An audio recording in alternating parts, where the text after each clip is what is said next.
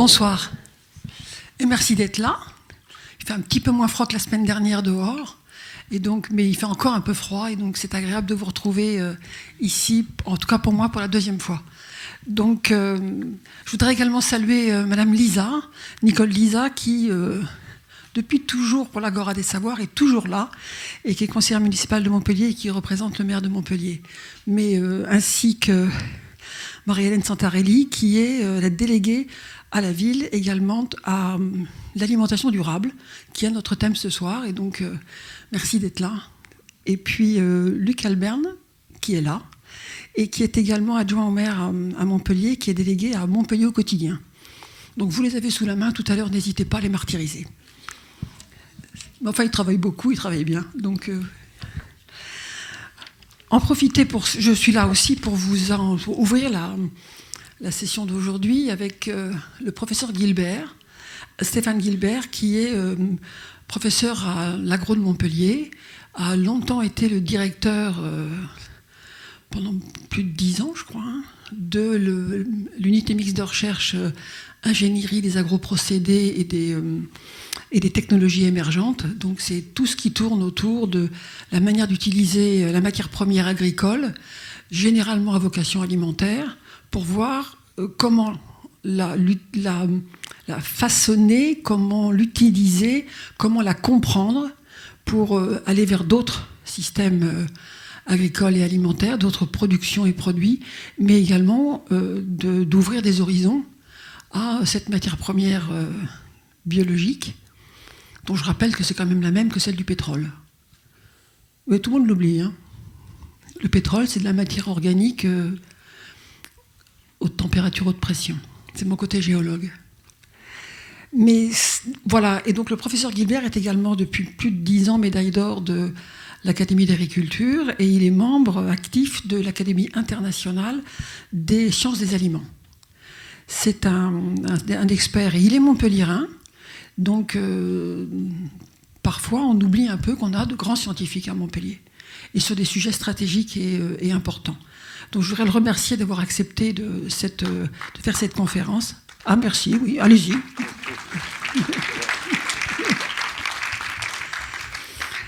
Il est par ailleurs co-éditeur d'une revue scientifique de haut niveau et internationale qui s'appelle Innovative Food Science and Emerging Technology, ce qui est à peu près le même mot que le nom de l'unité de recherche qu'il avait créée il y a 10-15 ans.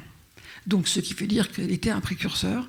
Vous dire aussi que parmi ses recherches, il a beaucoup travaillé sur les questions zéro perte, zéro déchet. Ça paraît une évidence à faire maintenant. Ça n'est absolument pas une évidence à faire. Et il y a 15 ans, c'était absolument pas un enjeu perçu. Il y avait que les militants qui pensaient le faire, mais c'était pas un enjeu perçu par la société. Donc c'est un innovateur depuis le début. D'ailleurs, à cet égard, il a été également le président d'un des conseils d'orientation scientifique, technologique et industrielle de la politique de transfert de technologie de la région Languedoc-Roussillon à l'époque où Georges Frêche la présidait. Et puis, enfin bref, c'est un scientifique de très haut niveau qui a été le directeur du consortium national Agrinium sur agronomie, consortium agronomique, vétérinaire et forestier, de tout le monde de l'agronomie, de la foresterie et du monde vétérinaire, de la recherche française. Et il est également membre du conseil scientifique d'Alenvie, qui, Alenvie étant l'alliance sur les questions d'environnement. Donc autant sur l'environnement que sur l'alimentation, Stéphane Gilbert a une équation nationale et internationale de très haut niveau. Voilà pour vous dire qui vous avez en face, et évidemment membre de nombreux conseils scientifiques et de conseils d'évaluation au niveau national, européen et international. Monsieur Gilbert, je vous laisse attaquer sur cette grande question, alimentation durable, avec cet enjeu sous-jacent, c'est ici, maintenant, demain, ailleurs. Parce que l'alimentation, c'est l'agronomie, c'est l'environnement, c'est l'espace, et c'est surtout ce que mangent les gens partout dans le monde. Et le monde est vaste. Il ne se restreint pas qu'à la France ou à l'Europe. Et c'est important de souligner. Et les villes dans le monde entier se développent et les campagnes se peuplent. Sauf chez nous, où elles se dépeuplent. Mais ce sont des débats d'une autre nature. Voilà. Bonne conférence et à tout à l'heure. Travaillez bien. Merci Madame la Présidente. Je suis très heureux d'être ici avec vous pour traiter ce sujet important autour de la durabilité de nos systèmes alimentaires. Je vais commencer par, pour ceux qui ne sont pas familiers, à définir un système alimentaire. C'est le système qui va de la production des aliments jusqu'à leur consommation, mais ça va bien sûr au-delà, ça va à la fourniture d'aliments sains, nutritifs, pour une alimentation saine et durable, et ça inclut toutes les étapes, depuis la sélection, la production, le transport, le conditionnement, la commercialisation, la conservation, la consommation. Et tous les intrants et extrants, donc ce qui rentre et qui sort, à chacune de ces étapes. Alors, les systèmes alimentaires sont aussi, bien sûr, influencés par les facteurs culturels, sociaux, politiques, économiques et par les contraintes environnementales. Alors, je vais commencer par les contraintes environnementales, parce qu'elles sont d'actualité, bien sûr, en représentant un concept sur lequel vous êtes peut-être familier. Ça fait une vingtaine d'années maintenant que ce concept a été introduit par Johan Rockström, qui est un chercheur suédois qui a développé ce concept donc de limite planétaire et a développé un laboratoire de résilience, d'étude de la résilience. Son hypothèse, elle est intéressante. Au lieu de parler de production de gaz à effet de serre, d'impact sur la biodiversité, enfin il va en parler aussi, il parle, lui, de l'hypothèse que depuis en gros 4 à 5 000 ans, les paramètres environnementaux de la Terre sont strictement constants. Alors la température, c'est connu, mais tous les autres grands paramètres environnementaux de la Terre sont strictement constants, et ça coïncide avec le développement de l'ensemble des grandes cultures humaines, et bien sûr avec le développement de l'agriculture en particulier. Et donc tout ce qui est de nature a affecté ce fragile équilibre et, le cas échéant, à perdre la résilience de ce système, c'est-à-dire sa capacité à encaisser des chocs et à revenir à son état initial, est susceptible de nous faire aller dans l'inconnu et de mettre en gros la civilisation humaine en difficulté. Alors il a tracé, ça c'est déjà dans les années 2000, à la fin des années 2000, ces premiers radars sur lesquels il a exprimé. Il y a quelques transparents qui sont encore en anglais, je suis désolé. Il a exprimé l'ensemble de ces grands paramètres environnementaux qui conditionnent notre environnement et pour lesquels la réversibilité est importante pour garder cette résilience que j'évoquais. Alors parmi ceux-là, tous n'ont pas été étudiés, mais vous voyez que les zones en verte, c'est là où il faudrait rester. Les zones en rouge, c'est là où on a déjà dépassé des conditions dans lesquelles il sera difficile de revenir en arrière. La résilience n'est pas acquise. Alors, ici, au niveau du changement climatique, ici, au niveau de l'acidification des océans, la perte d'ozone stratosphérique, le cycle de l'azote, le cycle du phosphore, l'utilisation de l'eau, le grand et le petit cycle de l'eau, l'érosion et l'altération des sols, la perte de biodiversité et d'autres facteurs ici comme les aérosols atmosphériques ou la pollution chimique qui, à l'heure actuelle, n'ont pas été détaillés par cet auteur. Et là, j'ai représenté en gros la part des systèmes alimentaires sur ces évaluateurs que je viens de présenter.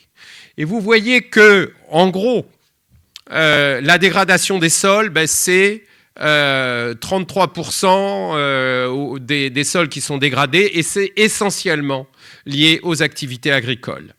L'épuisement des nutriments, l'acidification, la salinification, etc., etc.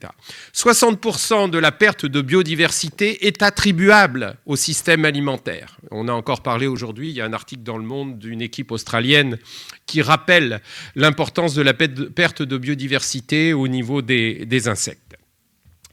D'autres éléments, l'utilisation de l'eau, 70% des eaux douces sont utilisées pour l'irrigation actuellement dans le monde. Le cycle de l'azote et le cycle du phosphore, là, c'est un vrai problème. Le cycle de l'azote, pour l'agriculture moderne, pour fabriquer des engrais, on capte l'azote atmosphérique et on l'utilise pour faire des engrais et produire des aliments. Le seul problème, c'est qu'à peine 20% de ces engrais chimiques, entre guillemets, atteignent l'assiette du consommateur. 80% sont dispersés dans l'environnement par une mauvaise maîtrise, entre guillemets, des pratiques, des systèmes, etc., etc. Le cycle du phosphore, c'est encore pire, parce qu'en plus, le phosphore, les réserves sont limitées. C'est à peu près la même chose, sauf que les réserves sont limitées et qu'on ne sait pas, puisque ce sont que des réserves minières, où on va les trouver dans l'avenir. Alors, face à cette situation, il y a un certain nombre de travaux qui paraissent actuellement dans les meilleures revues scientifiques, en particulier cet article qui est sorti l'année dernière dans Nature et qui présente l'empreinte environnementale actuelle en 2010 et projetée à 2050 du système alimentaire par grande catégorie d'aliments et pour 5 de ces domaines que j'ai présentés tout à l'heure sur ce radar de Johan Rockström. Vous avez ensuite par couleur les aliments, les légumineuses par exemple en violet, les produits animaux en rouge, les fruits et légumes en vert, les céréales, etc. et racines et tubercules en jaune. Et vous voyez pour chacun des impacts qu'on a évolué tout à l'heure, l'augmentation par rapport à 2010 qui est 100%. Et vous voyez que pour nombreux de ces impacts, ce n'est pas le doublement. Pratiquement pour les gaz à effet de serre, c'est le doublement. Mais pour les autres, on va avoir une augmentation de 60-80% de ces impacts. Alors déjà que ces impacts sont peu soutenables, il est évident que si on veut nourrir les 10 milliards d'habitants à 2050, il va falloir trouver des mesures d'atténuation, de mitigation, de régulation de ce système. Et là, j'ai pris des chiffres français de l'ADEME où on voit que c'est à peu près la même chose si on fait un zoom sur la France. Avec ici c'est les gaz à effet de serre, ici c'est l'acidification de l'air, ici c'est les composés organovolatiles et ici c'est tous les polluants. Là encore, la part de l'alimentation est dominante par rapport à tous les autres secteurs de la consommation en France. Surtout que dans ces chiffres, la restauration va se trouver ailleurs, mais c'est encore de l'alimentation.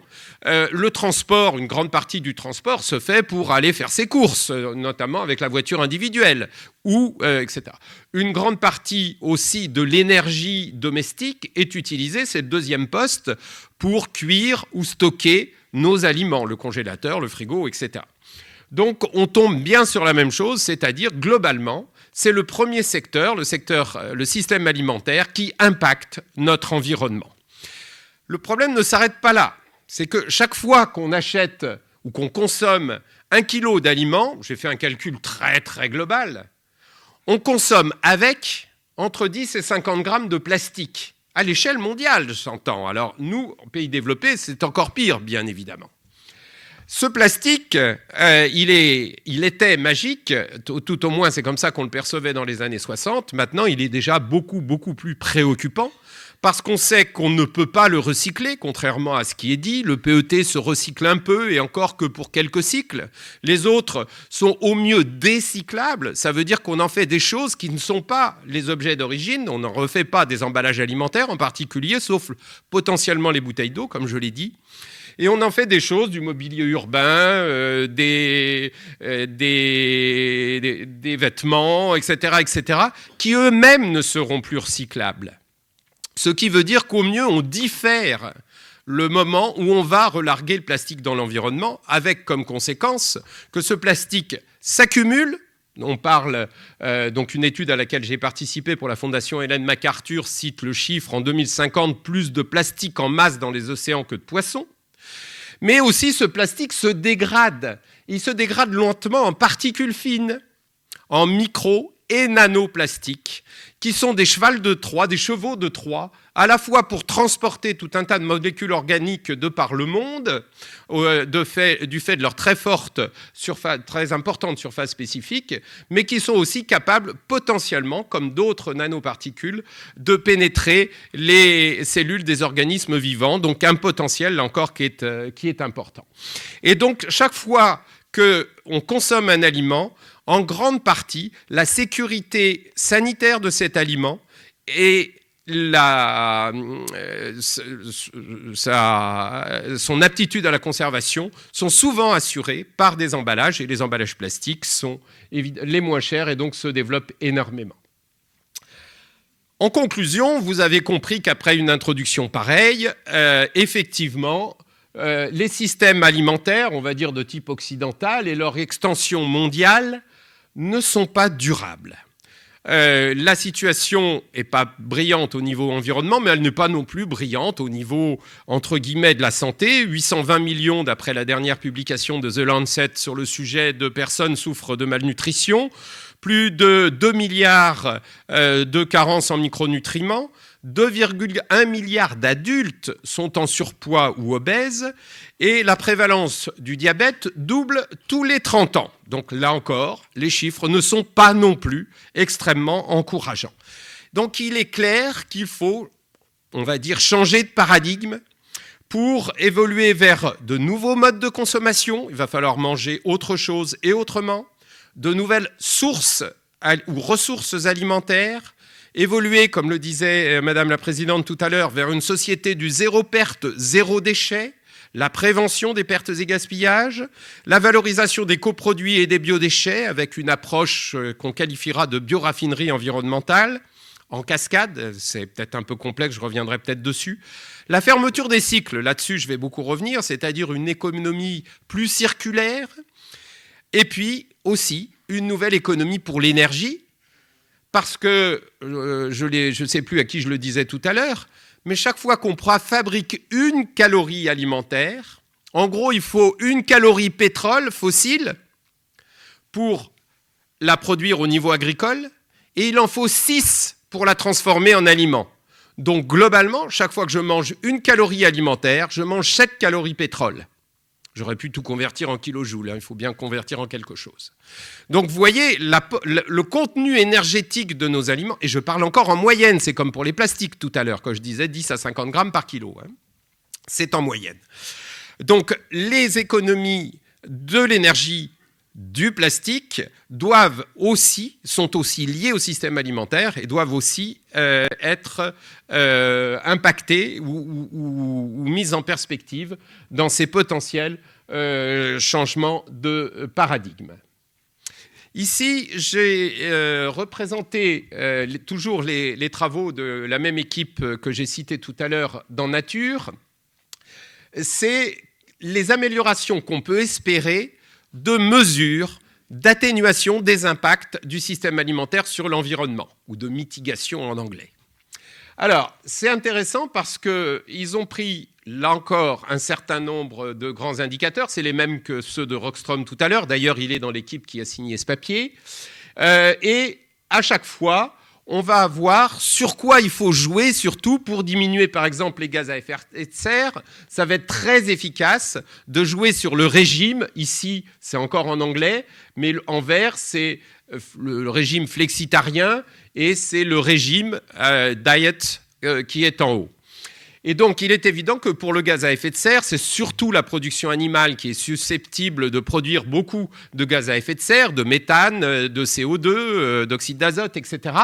Et donc là, en jouant sur le régime, on aura sur le régime de consommation humaine, en diminuant la quantité de produits animaux, on aura un effet important sur les gaz à effet de serre. Sur d'autres indicateurs, ce sera plutôt la technologie. Par exemple, sur la dégradation des sols, ça va être beaucoup plus les pratiques agricoles, les espaces cultivés, les successions de cultures, les jachères, etc., etc. Ou dans d'autres, ou aussi pour, bien sûr, l'azote et le cycle de l'azote et le cycle du phosphore. Alors, j'ai gardé ensuite au cours de tout mon exposé les mêmes couleurs que celles qui sont ici, et on va évoquer ensemble l'ensemble de ces points. C'est-à-dire, vous avez ici, on va commencer par l'autre côté, on va commencer plus exactement par les régimes, puis on verra la technologie, puis les pertes et gaspillages, et enfin les aspects socio-économiques, c'est-à-dire les modes de consommation, la richesse des populations, le taux de natalité, etc., etc. L'état sanitaire de la population, tous ces aspects-là. Donc on va traiter avec les mêmes couleurs, j'ai gardé les couleurs à la suite de l'exposé, que celles qui sont ici. Donc, garder en mémoire, c'est les améliorations qu'on peut espérer des mesures d'atténuation. Et nous, on va maintenant rapidement décrire ces mesures d'atténuation. Alors, on commence par le premier, le FLX, à gauche, donc le régime flexitarien. Qu'est-ce qu'il pourrait apporter, lui? Alors, voilà une autre publication qui est extrêmement récente. Elle date de février 2019 dans The Lancet, ce fameux journal britannique. Et les auteurs ont défini un régime qui répond, un régime alimentaire, alors qui n'est pas le régime qu'on veut imposer à toute la planète, ce n'est pas le sens évidemment de cette étude, mais un régime alimentaire qui à la fois satisfait aux critères de sécurité et de santé et le plus soutenable sur le plan environnemental. C'est le régime qui est sur le sang, là, ici. Voilà, que vous avez ici sur le sang. Et ensuite, vous avez les différents produits et puis les différentes régions du monde qui sont là-bas. Bon, en anglais encore, je m'en excuse. Et vous voyez qu'en gros, il faudrait, pour arriver à ce régime, entre guillemets, idéal, de référence, soutenable, il faudrait que les Américains divisent par 6 leur consommation de viande, les Africains devraient, eux, diminuer par 6 ou 7 leur consommation de féculents, et évidemment, globalement, on va simplifier, on devra diminuer la consommation d'aliments considérés comme moins sains, en particulier la viande, le sucre, etc., et augmenter, c'est les conseils dont on nous rabat les oreilles tous les jours, et augmenter la consommation de fruits, de légumes, de légumineuses, notamment. Donc là, on arrive évidemment à la même conclusion, sauf que, évidemment, vous voyez que selon les régions du monde, ça ne signifie pas automatiquement la même chose que d'évoluer vers ce régime dit soutenable. L'autre approche pour jouer au niveau de la consommation, de la ressource, c'est éventuellement de développer des ressources alternatives.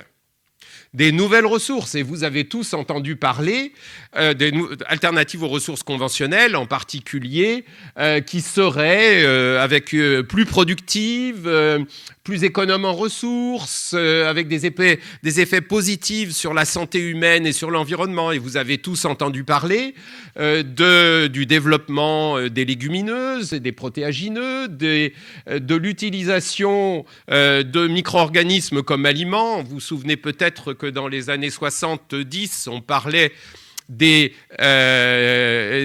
steaks de pétrole avec des levures cultivées sur du pétrole et qu'on appelait aussi des poux, des protéines d'organismes unicellulaires. Eh bien, si vous consommez dans les magasins spécialisés, vous allez peut-être voir un produit, enfin c'est peu commercialisé en France, mais le Quorn, qui est en fait un mycélium de champignons qui sert à faire des analogues de viande. C'est très très commun en Angleterre et dans les pays du nord de l'Europe. Monoprix l'avait commercialisé un temps en France, mais ça n'avait pas trop marché ce produit. Et sinon, vous avez tous entendu parler aussi, bien sûr, des insectes, des microalgues. Et donc, derrière tous ces produits qui sont ici, il y a un potentiel de nouvelles sources qui, éventuellement, seraient plus intéressantes.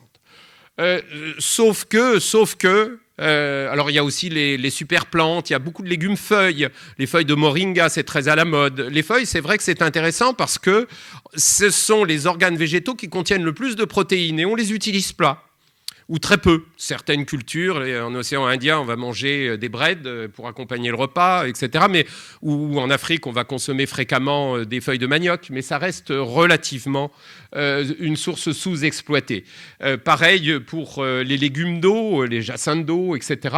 Et puis, depuis peu, vous avez aussi entendu parler de la viande in vitro, mais aussi de l'utilisation de la biologie synthétique ou de biotechnologie industrielle. J'ai mis ici un fromage qui est fait, ce fromage, non pas avec du lait, mais c'est une start-up américaine qui produit de la caséine avec des levures génétiquement modifiées, et à partir de cette caséine, ils font du lait ou du fromage. Donc on est dans de la pure biotechnologie. On a aussi une start-up américaine qui propose des analogues de viande avec des légumineuses, des protéines végétales, mais qui rajoute de l'hème, le fameux hème hémique de l'hémoglobine, qui est, elle, synthétisée par des levures, là encore, génétiquement modifiées. Donc vous voyez jusqu'où peut aller cette approche de nouvelles ressources alimentaires. Mais c'est intéressant, globalement, les pouvoirs publics, que ce soit au niveau européen, américain, chinois ou même français, essayent de favoriser l'émergence de toutes ces nouvelles sources, en particulier les algues, les microalgues, etc. Mais il y a beaucoup d'obstacles. D'abord, agronomiques, entre guillemets. Il faut savoir cultiver, il faut trouver les bonnes souches, il faut résoudre les problèmes de maladie. Il faut ensuite, il y a d'autres questions au niveau de la disponibilité, l'approvisionnement, l'acceptabilité par le consommateur. Manger des insectes, c'est pas tout à fait culturel en Occident. D'allergies, de toxicité, de contaminants, de mycotoxines, etc. L'EFSA a rendu un avis, par exemple, sur la consommation d'insectes, dans laquelle ils attirent l'attention sur le fait qu'il y a des risques allergiques. C'est quelque chose qu'on n'a pas l'habitude de consommer. Voilà, de réglementation, de sécurité sanitaire, donc c'est très très compliqué et il n'y a pas de mauvaise volonté de la part des pouvoirs publics de manière générale, notamment au niveau européen, mais ça prend du temps. Et avant qu'on puisse voir ces nouvelles générations apparaître. Alors après, j'aborde maintenant le deuxième volet, le volet non plus autour des régimes, de la consommation, mais en termes techniques. En haut à gauche, il y a écrit tech. Donc là, globalement, toutes les approches techniques qui sont mises en avant, alors à la fois dans la littérature scientifique, mais aussi dans la littérature grise, tous les blogs et tout ce qui circule sur Internet, c'est de mettre en avant le biomimétisme. Le principe de base, les déchets n'existent pas dans la nature réutilise chaque nutriment et les cycles biogéochimiques en interaction confèrent à la biosphère une capacité de régulation et de résilience qui est exceptionnelle. Donc pourquoi est-ce qu'on ne fait pas la même chose ? Pourquoi on ne s'inspire pas de ce système ? Donc c'est ce qu'on va appeler la bio- ou éco-inspiration, et qui est à l'origine d'un très grand nombre de concepts repris par la recherche, mais aussi repris par tous les courants de recherche d'alternatives au système linéaire dominant, entre guillemets, à notre système alimentaire. Et donc c'est très amusant parce qu'avec cette approche éco- ou biomimétique, quand on regarde un petit peu, on s'aperçoit que c'était le thème dominant du forum de Davos en 2015, que le Conseil économique, social et environnemental a débattu du biomimétisme ou de la bio-inspiration en 2015, que bien sûr, ça donne lieu au projet de loi cadre sur l'économie circulaire qui est en discussion actuellement au niveau du gouvernement, que ça fait partie des priorités au niveau de l'Europe, que bien sûr aussi ça fait partie des priorités au niveau de la Chine, mais que les mêmes mots sont utilisés par les milieux alternatifs, voire décroissants, pour mettre en avant la permaculture ou d'autres approches de démarches de ce type-là. Donc tout le monde se rejoint pour dire qu'il faut arrêter de faire ce qu'on fait, il faut s'inspirer de la nature pour faire mieux. Après, chacun invente, entre guillemets, son mot. Alors j'en ai cité quelques-uns, il faut vraiment que je les lise parce que c'est assez amusant. Alors, J'ai parlé de l'économie circulaire, bien sûr, du biomimétisme, la bio-inspiration, de l'économie symbiotique, ça j'en ai pas encore parlé, de l'écomimétisme, l'éco-conception, la stratégie prévention, recyclage, réutilisation, le design by nature, l'économie bleue, c'est de l'économie circulaire avec du local, de l'agroécologie, bien sûr, la permaculture, le design permaculturel, le cradle to cradle, du berceau au berceau. Ça, c'est assez ancien, c'est à l'origine de l'analyse des cycles de vie, mais en commençant du berceau au berceau. L'économie de la performance, le régénérative design, l'écologie industrielle, l'économie symbiotique, les clusters d'activité, le capitalisme naturel, l'économie des fonctionnalités, l'économie du donut, qui est très populaire en ce moment chez les décideurs, à l'agenda des décideurs internationaux, où on considère l'économie comme un cycle, comme dans l'économie circulaire, mais aussi comme le fruit d'une coproduction permanente entre la nature, l'État, les innovateurs et les communautés humaines. La moléculture et les biotechnologies, là ça réfère à ce que je montrais tout à l'heure, par exemple sur les caséines ou M produits par voie biotechnologique. Donc vous voyez combien cette approche bio ou éco est une source d'inspiration à la fois pour les pouvoirs publics, pour la recherche internationale, mais aussi pour l'ensemble des mouvements alternatifs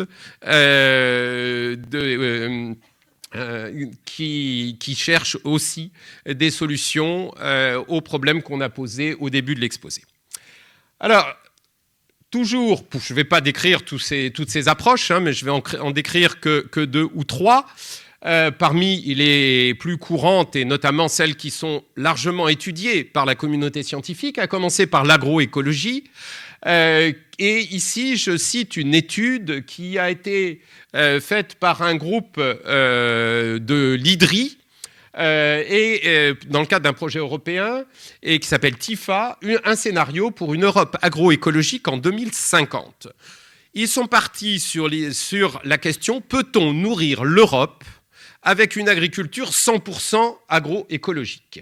Et la réponse, bien sûr, est oui, même s'il y a une légère diminution de la production calorique par tête d'habitant.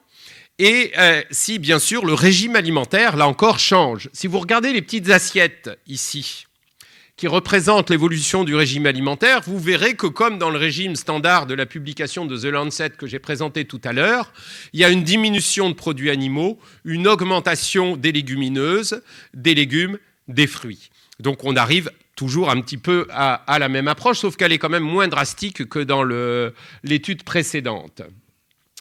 Cette étude est basée sur l'agroécologie. Je ne sais pas sur la mise en œuvre de l'agroécologie. Je ne sais pas si vous êtes familier avec ce concept d'agroécologie, mais en gros, c'est généraliser la valorisation des ressources locales, gestion très fine des flux de nutriments à l'échelle des territoires, un principe de précaution qui consiste à ne pas utiliser de produits phytosanitaires et notamment de pesticides, et de baser tous les transferts d'azote entre les sols où on met des légumineuses qui vont produire de l'azote et ceux où on ne va pas cultiver de légumineuses par l'utilisation de fumier, donc par l'élevage. Alors en plus, eux, ils prévoient de rajouter des haies, etc., pour favoriser la biodiversité, le développement d'insectes, etc., etc. Donc avec cette approche, entre guillemets, leur étude conduit à la conclusion que on peut continuer à nourrir l'Europe avec une diminution d'environ 20% ou 15 à 20% du nombre de calories produites, mais en quelque sorte, ça n'est pas grave, loin de là. Et surtout avec une Europe qui continue à être exportatrice, notamment en céréales, en vin et en un certain nombre de produits agroalimentaires, y compris de produits laitiers. Donc, c'est pour ça que cette étude est intéressante. Après, maintenant, toujours sur le plan technique, bien sûr, il y a la production agricole, mais il y a, et c'est la base de toute cette approche éco ou inspirée, c'est de ramener les nutriments au sol, c'est de faire circuler l'ensemble des nutriments et en particulier de les ramener vers l'agriculture. Et pour ça, il faut des systèmes qui fonctionnent en boucle fermée, en intégrant le traitement des coproduits et des biodéchets. Là, je cite une étude qui est une étude européenne, No Agricultural Waste, qui est coordonnée par une collègue de l'INRA ici à Montpellier, Nathalie Gontard, et qui implique l'Europe et la Chine. Et donc l'idée, c'est de mettre en boucle ces déchets ou coproduits de l'agriculture qui représentent en gros, si on regarde les coproduits de l'agriculture, plus les coproduits de la forêt, plus les déchets organiques urbains, ça représente à peu près le quart de notre consommation de pétrole, donc au niveau européen. Donc c'est significatif. Et je parle que de coproduits qui n'ont pas d'usage actuellement. Ou en tout cas pas d'usage vraiment correctement valorisé. Donc c'est soit un petit cycle à ce moment-là, proche nature, qu'on fait soi-même quand on fait son petit compost avec ses déchets ménagers, soit un cycle qu'elle a qualifié de technocycle, où il y a évidemment de la collecte, du transport, de la bioraffinerie qui va être le lieu où on va craquer, par analogie avec le cracking du pétrole, cette ressource, ce carbone, non pas fossile celui-ci, mais renouvelable, en tout un tas de produits qui sont, et c'est l'originalité, qui sont adaptés au territoire, aux besoins du territoire, mais aussi à la saisonnalité des besoins. Et c'est là, évidemment, tout l'intérêt au type de culture dominante, etc., etc. Et donc, on a à la fois une production de bioproduits qui correspondent aux besoins du territoire et une coproduction d'énergie qui est la forme la plus dégradée du carbone qu'on va effectivement chercher uniquement à la fin. Et il restera toujours un digestat, un compost, etc., qui va servir d'amendement des cultures et on reboucle la boucle. Donc, ce principe, évidemment, est extrêmement séduisant. Il faut quand même faire très attention. Alors là, j'ai repris des données qui sont historiques pour essayer de mettre les choses en perspective, parce qu'il faut bien voir que ce système, j'ai dit au début qu'il faut le voir sur le long terme. Je cite ici les travaux d'une collègue de la Sorbonne, géographe et une spécialiste française du métabolisme territorial, c'est-à-dire de l'étude d'un territoire ou d'un système comme on étudierait en génie chimique une usine ou comme on étudierait en biologie une cellule, avec l'ensemble des flux, l'ensemble des transformations, etc., etc. Et donc là, ce sont des travaux qui datent de l'année 2000, elle a suivi le taux de recyclage agricole de l'azote origine alimentaire, le retour vers l'agriculture de l'azote qui est consommé par les aliments des Parisiens au cours du temps. Parce que les villes concentrent les aliments, mais après, qu'est-ce qu'elles en font?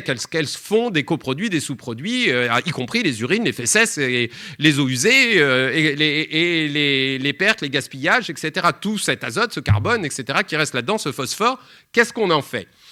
Alors, l'étude est intéressante parce que vous voyez qu'en 1900, eh bien, la proximité de la ceinture de Paris, où il y avait toutes les exploitations de maraîchage, plus le fait que les animaux venaient en ville, ils venaient aux halles, on les nourrissait sur place, etc., etc. Donc, globalement, on avait trouvé le moyen de réutiliser, de renvoyer vers l'agriculture et l'élevage la quasi-totalité, enfin près de la moitié, 40%, de l'azote qui rentrait pour l'alimentation humaine.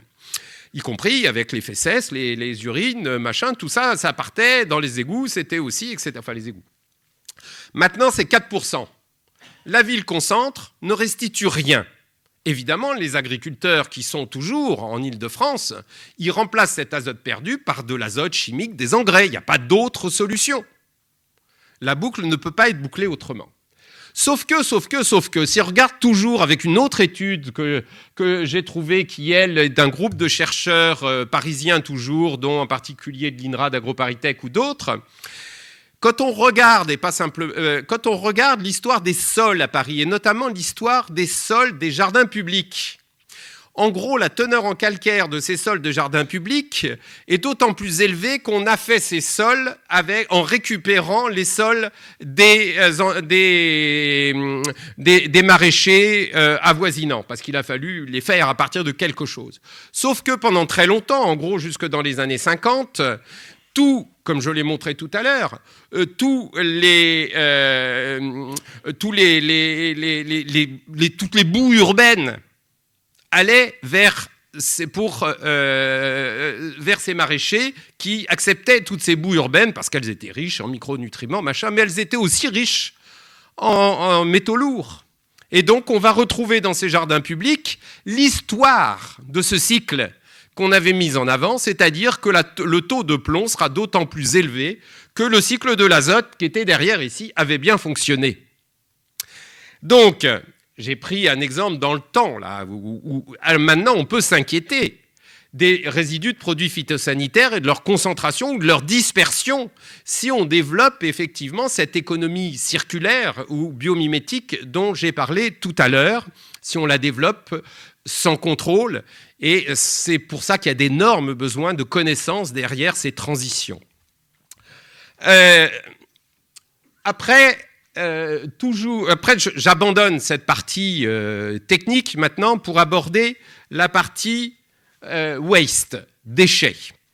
Donc vous vous souvenez du petit schéma initial avec les 4 couleurs sur les moyens d'atténuer les effets du système alimentaire sur l'environnement et d'améliorer le régime. Là maintenant je passe au jaune, le déchet. Alors, j'ai travaillé, comme le disait Madame Ledin tout à l'heure, sur ces questions de pertes et gaspillages. Et entre autres, j'ai coordonné une étude sur 4 systèmes alimentaires dans 4 grandes villes mondiales et avec une approche de type métabolisme territorial dont j'ai rapidement parlé tout à l'heure au sujet de l'azote. Donc là, c'est une approche du même type. Je donne ici 2 résultats. À gauche, la cartographie des acteurs et les flux de poissons d'eau douce à Tananarive.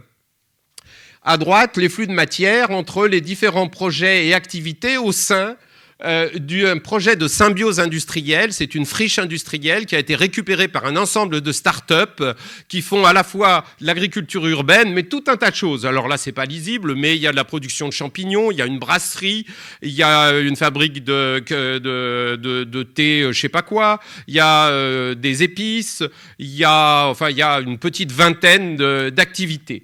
Et tous les traits que vous voyez partout, c'est les interactions entre les acteurs, et à droite, parce que c'est une symbiose industrielle entre tous ces acteurs, ce sont les flux des micros ou des mini ou des petites entreprises qui s'échangent. Les drèches de brasserie, elles vont être utilisées pour faire des combustibles ou pour faire du matériau de construction ou pour faire un support de terreau pour ceux qui cultivent des champignons. Et puis ceux qui cultivent des champignons, ils ont besoin de chaleur, ils seront contents que la brasserie leur en prête, etc., etc. Et tout ça circule entre tous les acteurs. Donc on a mesuré tout ça. Et là-dedans, en particulier, il y a une petite boulangerie qui fabrique du pain, des gâteaux, des trucs comme ça. Et alors, ce qui est intéressant, c'est que, je ne vais pas vous décrire cette étude, pardon, mais la conclusion, on a aussi étudié, je ne dirai pas où, les cantines scolaires dans une communauté de communes, et puis à Dakar, un système de maraîchage urbain. Et les conclusions, c'est que globalement, les pertes et gaspillages qui sont mesurés avec ces méthodes très fines de métabolisme urbain sont très en dessous des chiffres de la FAO qui nous disent qu'il y a 30% de pertes et gaspillages. Nous, on arrive, par exemple, ici, le poisson à Madagascar. Le poisson, c'est un produit très cher. C'est 4% de pertes et gaspillages. Alors bien sûr, les viscères, etc., qui représentent 50% du poisson, elles ne sont pas mangées par l'homme, mais elles sont mangées par les animaux.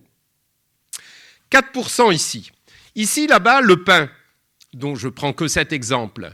Le pain aux États-Unis, on le gaspille allègrement. Sauf que ce pain-là, quand on mesure, il n'est pas gaspillé du tout, parce qu'il a de la valeur. Les gens l'achètent sur des marchés un peu bobos, machin, etc. C'est un peu comme le marché des arceaux ici. Donc on accorde plus de valeur. On le paye plus cher aussi, beaucoup plus cher. On lui accorde beaucoup plus de valeur. L'aliment a à nouveau un prix et on le gaspille moins. D'autres exemples aussi, il y a des effets assez contradictoires dans les cantines scolaires. Le fait d'avoir des grammages recommandés pour les enfants, évidemment, ils ne mangent pas les grammages recommandés, c'est évident. Donc la moitié des pertes dans les cantines scolaires, c'est parce que les grammages recommandés sont surréalistes. Mais en fait, il n'y a pas tant de pertes que ça, parce que la moitié des pertes et gaspillages est récupérée par les agents de service et le personnel. Alors comme c'est interdit dans leur contrat de travail et qu'ils risqueraient d'être virés, ils ne le mettent pas en avant. Mais c'est quand même pas. Statistiquement, ça va être dans les pertes et gaspillages. En pratique, ça n'y est pas. Parce que c'est récupéré, réutilisé, etc. À Madagascar, c'est anecdotique, mais en 2016, la réglementation à la demande des bailleurs internationaux sur les règles de pêche de poissons d'eau douce se sont considérablement durcies. Du coup, 90% des acteurs de la filière pêche sont passés dans le système informel. Donc les statistiques ne les comptent plus déjà. En plus, comme ils sont dans le système informel, la police qui est très corrompue arrête tous les taxis qui transportent le poisson et prélève 30% de la cargaison. Donc dans les statistiques, c'est des pertes. En réalité, évidemment, ce ne sont pas des pertes. Ces poissons, ils sont revendus par derrière. Donc, ce qu'on a dit tout à l'heure, à savoir que dans tous les scénarios qu'on a vus au début, les pertes étaient un gisement, c'est peut-être pas si sûr que ça. Maintenant, j'aborde le dernier point avant la conclusion, c'est les aspects socio-économiques, mélangés un petit peu avec les actions, avec la question des déchets. J'ai coordonné pour la direction scientifique de l'INRA une étude prospective à 2035 sur les liens entre l'évolution des systèmes alimentaires et les pertes et gaspillages. On a défini 3 grands scénarios de systèmes alimentaires. Un scénario tendanciel qui est basé sur... c'est le business as usual, c'est on continue comme on fait maintenant, le développement d'un système agro-industriel globalisé, très efficace dans les économies d'échelle, tout est spécialisé par métier, la distribution, la restauration, les industries agroalimentaires, les services à l'environnement, etc., etc. Dans un tel système, ce que notre étude prospective a montré, c'est qu'il y a quand même un vrai désintérêt, je vais très vite bien sûr, un désintérêt ou une méfiance des consommateurs envers les aliments qui sont de plus en plus transformés et finalement, à la moindre suspicion, on les jette. On n'a pas trop confiance, on ne les paye pas cher, donc il n'y a pas vraiment de raison de les garder à la moindre suspicion. C'est un système qui conduit à une alimentation extrêmement diversifiée, y compris avec des très bas prix, des premiers prix, mais avec un taux de gaspillage qui est quand même important, notamment au niveau du consommateur. Et les études européennes montrent que 53% des pertes et gaspillages en Europe, il y a à peu près 20% de pertes et de gaspillages, et non pas 30, comme le dit la FAO, mais 20 en Europe. Et sur ces 20, il y en a plus de la moitié qui sont à l'échelle domestique. Et alors, deuxième grand type de scénario qu'on a qualifié, alors qui est lui un signal faible, plus si faible que ça quand même, qu'on a qualifié de brise verte. Là, c'est l'avènement de l'écologie verte, c'est de l'économie verte, c'est l'économie circulaire, c'est des bioraffineries environnementales, c'est des économies d'échelle qui sont basées sur le fait que les acteurs sont en synergie entre eux au sein de symbioses industrielles, de clusters, un petit peu toutes les idées, certaines des idées biomimétiques que j'ai évoquées tout à l'heure. La distribution se fait au sein de coopératives, etc., etc. Ça, c'est le deuxième scénario. Et puis le troisième scénario qu'on a qualifié de brise altère met en avant les initiatives citoyennes, solidaires, la débrouille urbaine qui se développe, le glanage, l'alimentation, c'est aussi de plus en plus important pour le lien social, les valeurs de partage, de cohésion, de solidarité, la mise en commun éventuellement de moyens de production. Vous avez vu peut-être qu'à Berlin, certains quartiers mettent des frigos en commun pour l'ensemble de la population, etc., etc. Ces trois systèmes sont évidemment très contrastés. Il est hors de question de dire que ça va correspondre en aucune façon à ce qui va se passer dans l'avenir. C'est pas ça l'objectif de la prospective, c'est de soulever les questions qui vont derrière pour informer les pouvoirs publics et pour aussi voir quelles sont les questions qui vont se poser, les besoins de connaissances et les questions qui vont se poser à la recherche. C'est pour ça qu'on avait mené cette étude. Et qu'est-ce qu'on voit ? C'est qu'avec le système globalisé, business as usual, c'est très difficile de résoudre un certain nombre, de responsabiliser les acteurs, de maîtriser, parce que les acteurs sont tous globalisés, c'est des multinationales, c'est pas toujours très facile à traiter avec eux. Comment on maîtrise aussi les flux reverses ? L'alimentation actuelle, on se fait livrer en vélo, en drone ou en machin électrique. Pour la famille, il y en a un qui va prendre des sushis, l'autre une pizza, machin, etc. Donc avec une alimentation extrêmement diversifiée qui peut arriver uniquement par une logistique extrêmement fine jusqu'au consommateur. Mais comment on fait la logistique dans l'autre sens ? Comment on restitue ? Vous voyez, la logistique converge vers le consommateur et il n'y a rien pour la logistique. Enfin, il n'y a rien. Ça demande d'énormes investissements et c'est à la charge des pouvoirs publics pour mettre en place une logistique pour récupérer qui le papier, qui ci, qui ça. Il faut déjà 4, 5, 6, 7, 8, 9, 10 poubelles à minimum pour arriver à une logistique reverse à peu près crédible. Ça, c'est nécessaire et c'est un des gros problèmes, en particulier de ce système dominant. Avec la brise verte, c'est bien la brise verte, mais il faut beaucoup d'argent parce que c'est très high-tech, cette brise en question.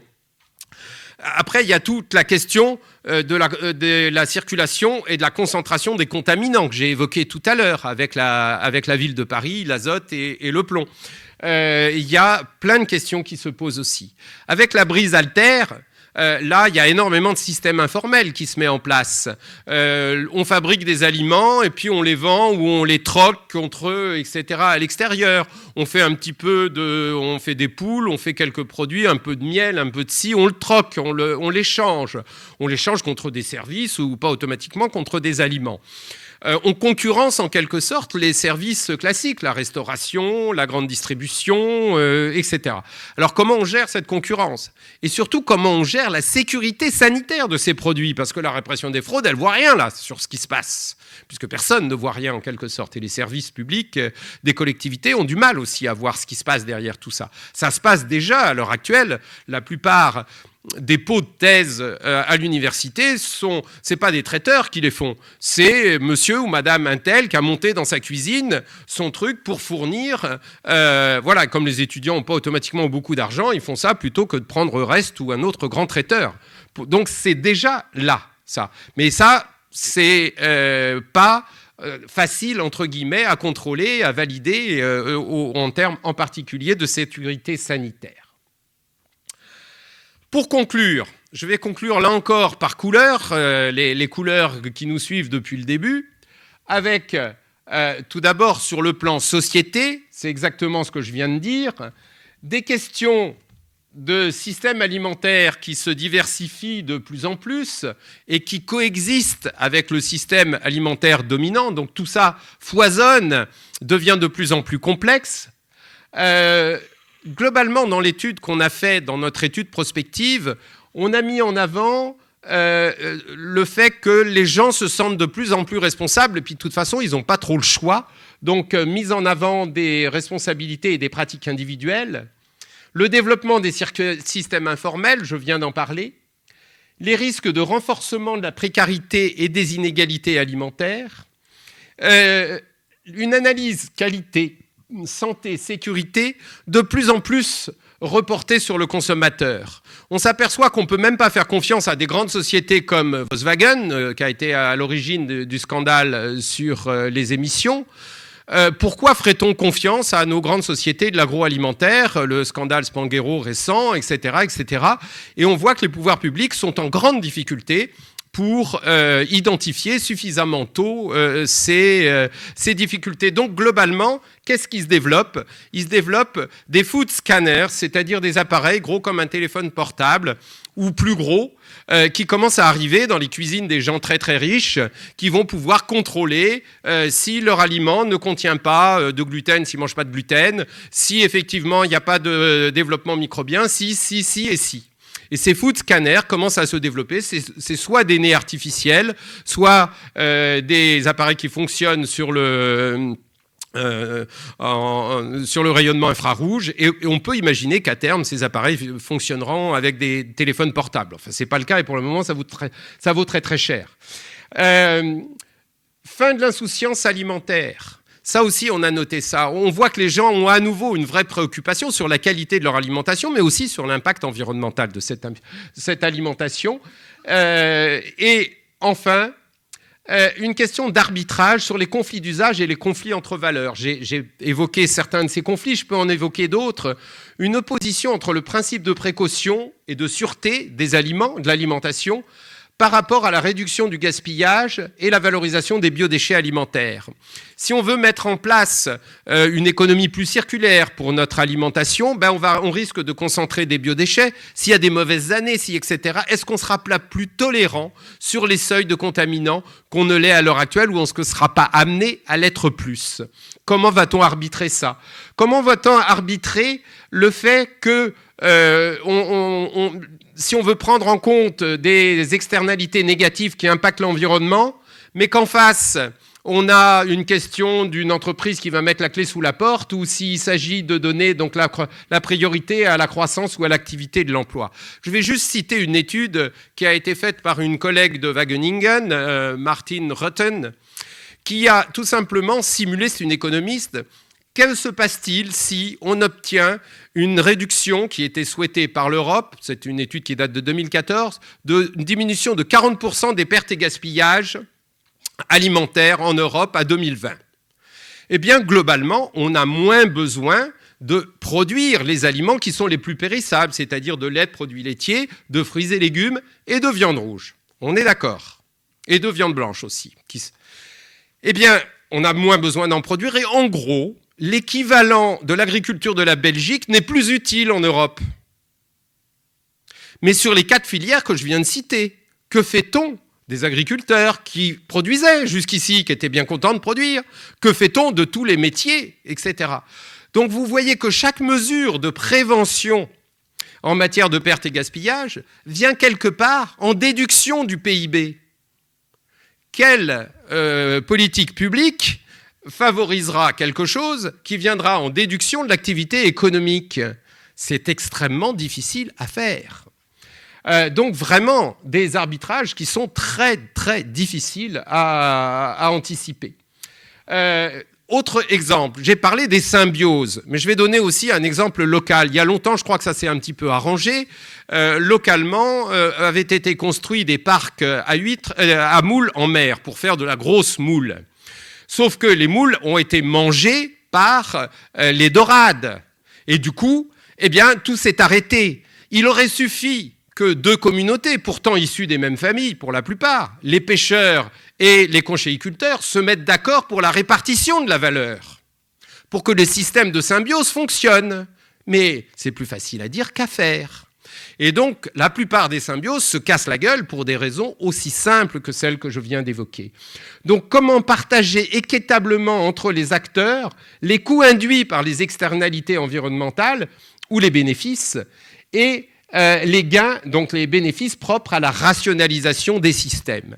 C'est une question aussi qui est difficile à résoudre. Donc, deuxième conclusion sur ce chapitre socio-économique, c'est qu'en gros, et c'est la conclusion qu'on avait eue dans l'étude prospective, la seule façon de ne pas penser un monde en pénurie ou qui vit au-dessus de ses moyens, c'est-à-dire qui lègue ça à ses enfants, et d'éviter d'entrer dans une logique de rationnement des ressources alimentaires émergentes et énergétiques. Ça consiste à miser sur les approches éco-inspirées, comme je le disais tout à l'heure, mais soutenues par la connaissance. Et il y a d'énormes besoins de connaissances derrière ces approches éco-inspirées. La communauté scientifique internationale commence à s'intéresser à ces questions, mais ça prend du temps. Sur un changement drastique des régimes alimentaires, on l'a évoqué, sur l'émergence de nouvelles solidarités, c'est aussi extrêmement important, et c'est moins visible, mais sur l'optimisation des flux de matière au niveau des territoires et avec l'appui, bien sûr, des technologies de l'information et de la communication, mais c'est la propriété des données, la sécurité des données qui est derrière, etc., etc. C'est aussi un vrai enjeu. Conclusion maintenant sur le vert, le régime alimentaire ou les nouvelles ressources. On l'a vu avec les transparents qui étaient les slides qui étaient donnés, difficulté à atteindre les objectifs du régime standard de la publication de Lancet. Comment on va y arriver ?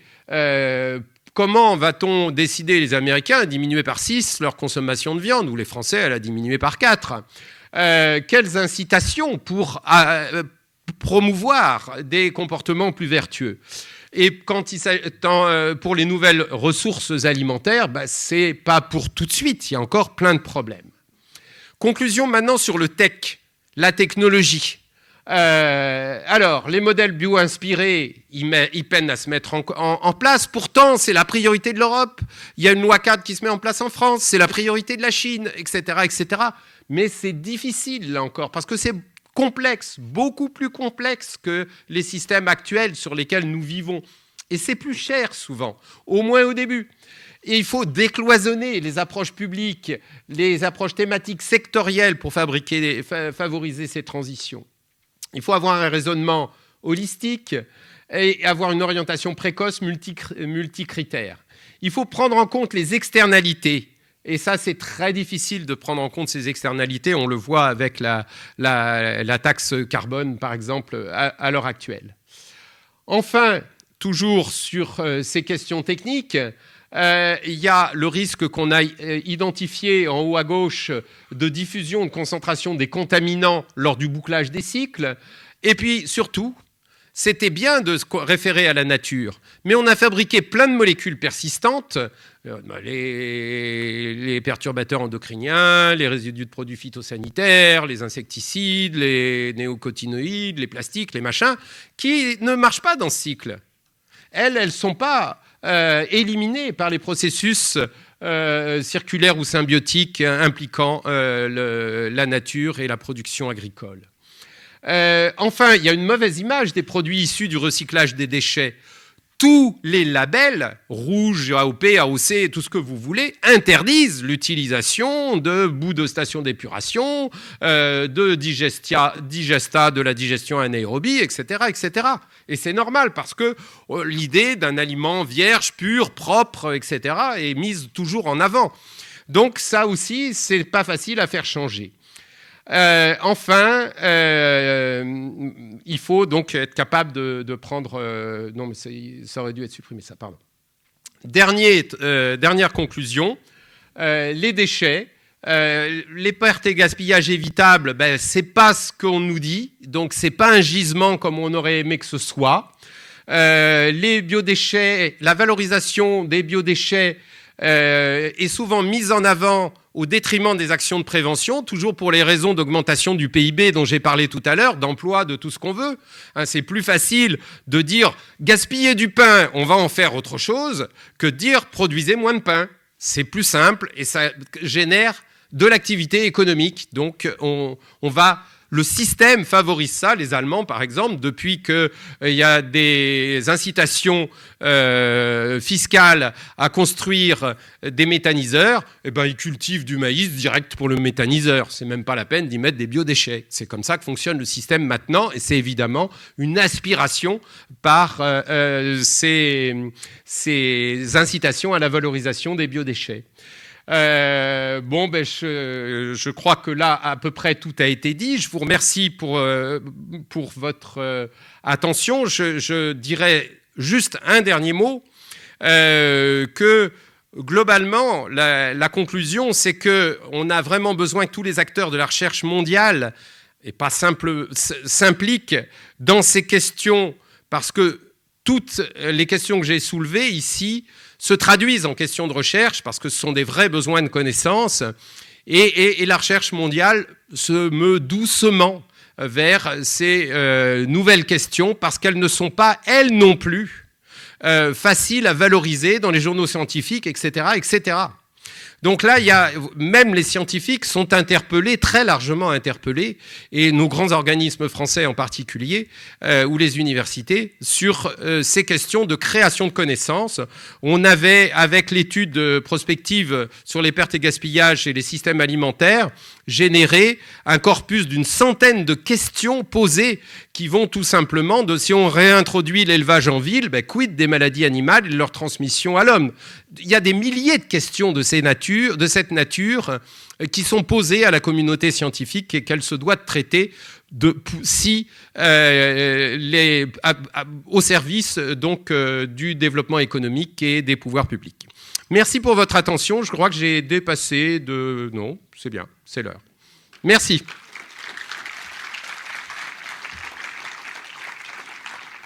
C'est un peu un choc quand même.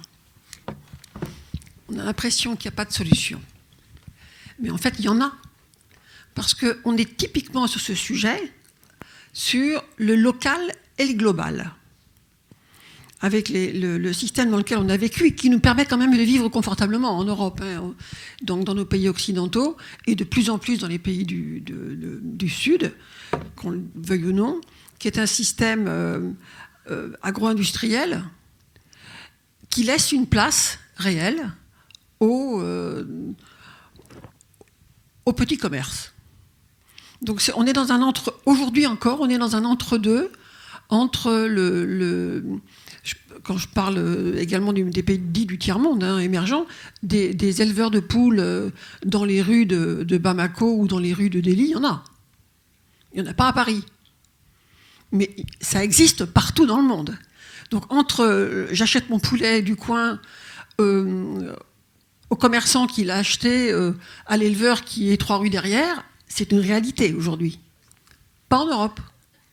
Mais ailleurs dans le monde. Et ailleurs dans le monde, il y a aussi le déploiement et le développement de systèmes de farming très très vastes et très grands pour alimenter de manière puissante le système. Donc, on est dans une période de l'histoire, ce 21e siècle dans lequel on est aujourd'hui, il est obligé actuellement de se poser la question de comment il va se nourrir.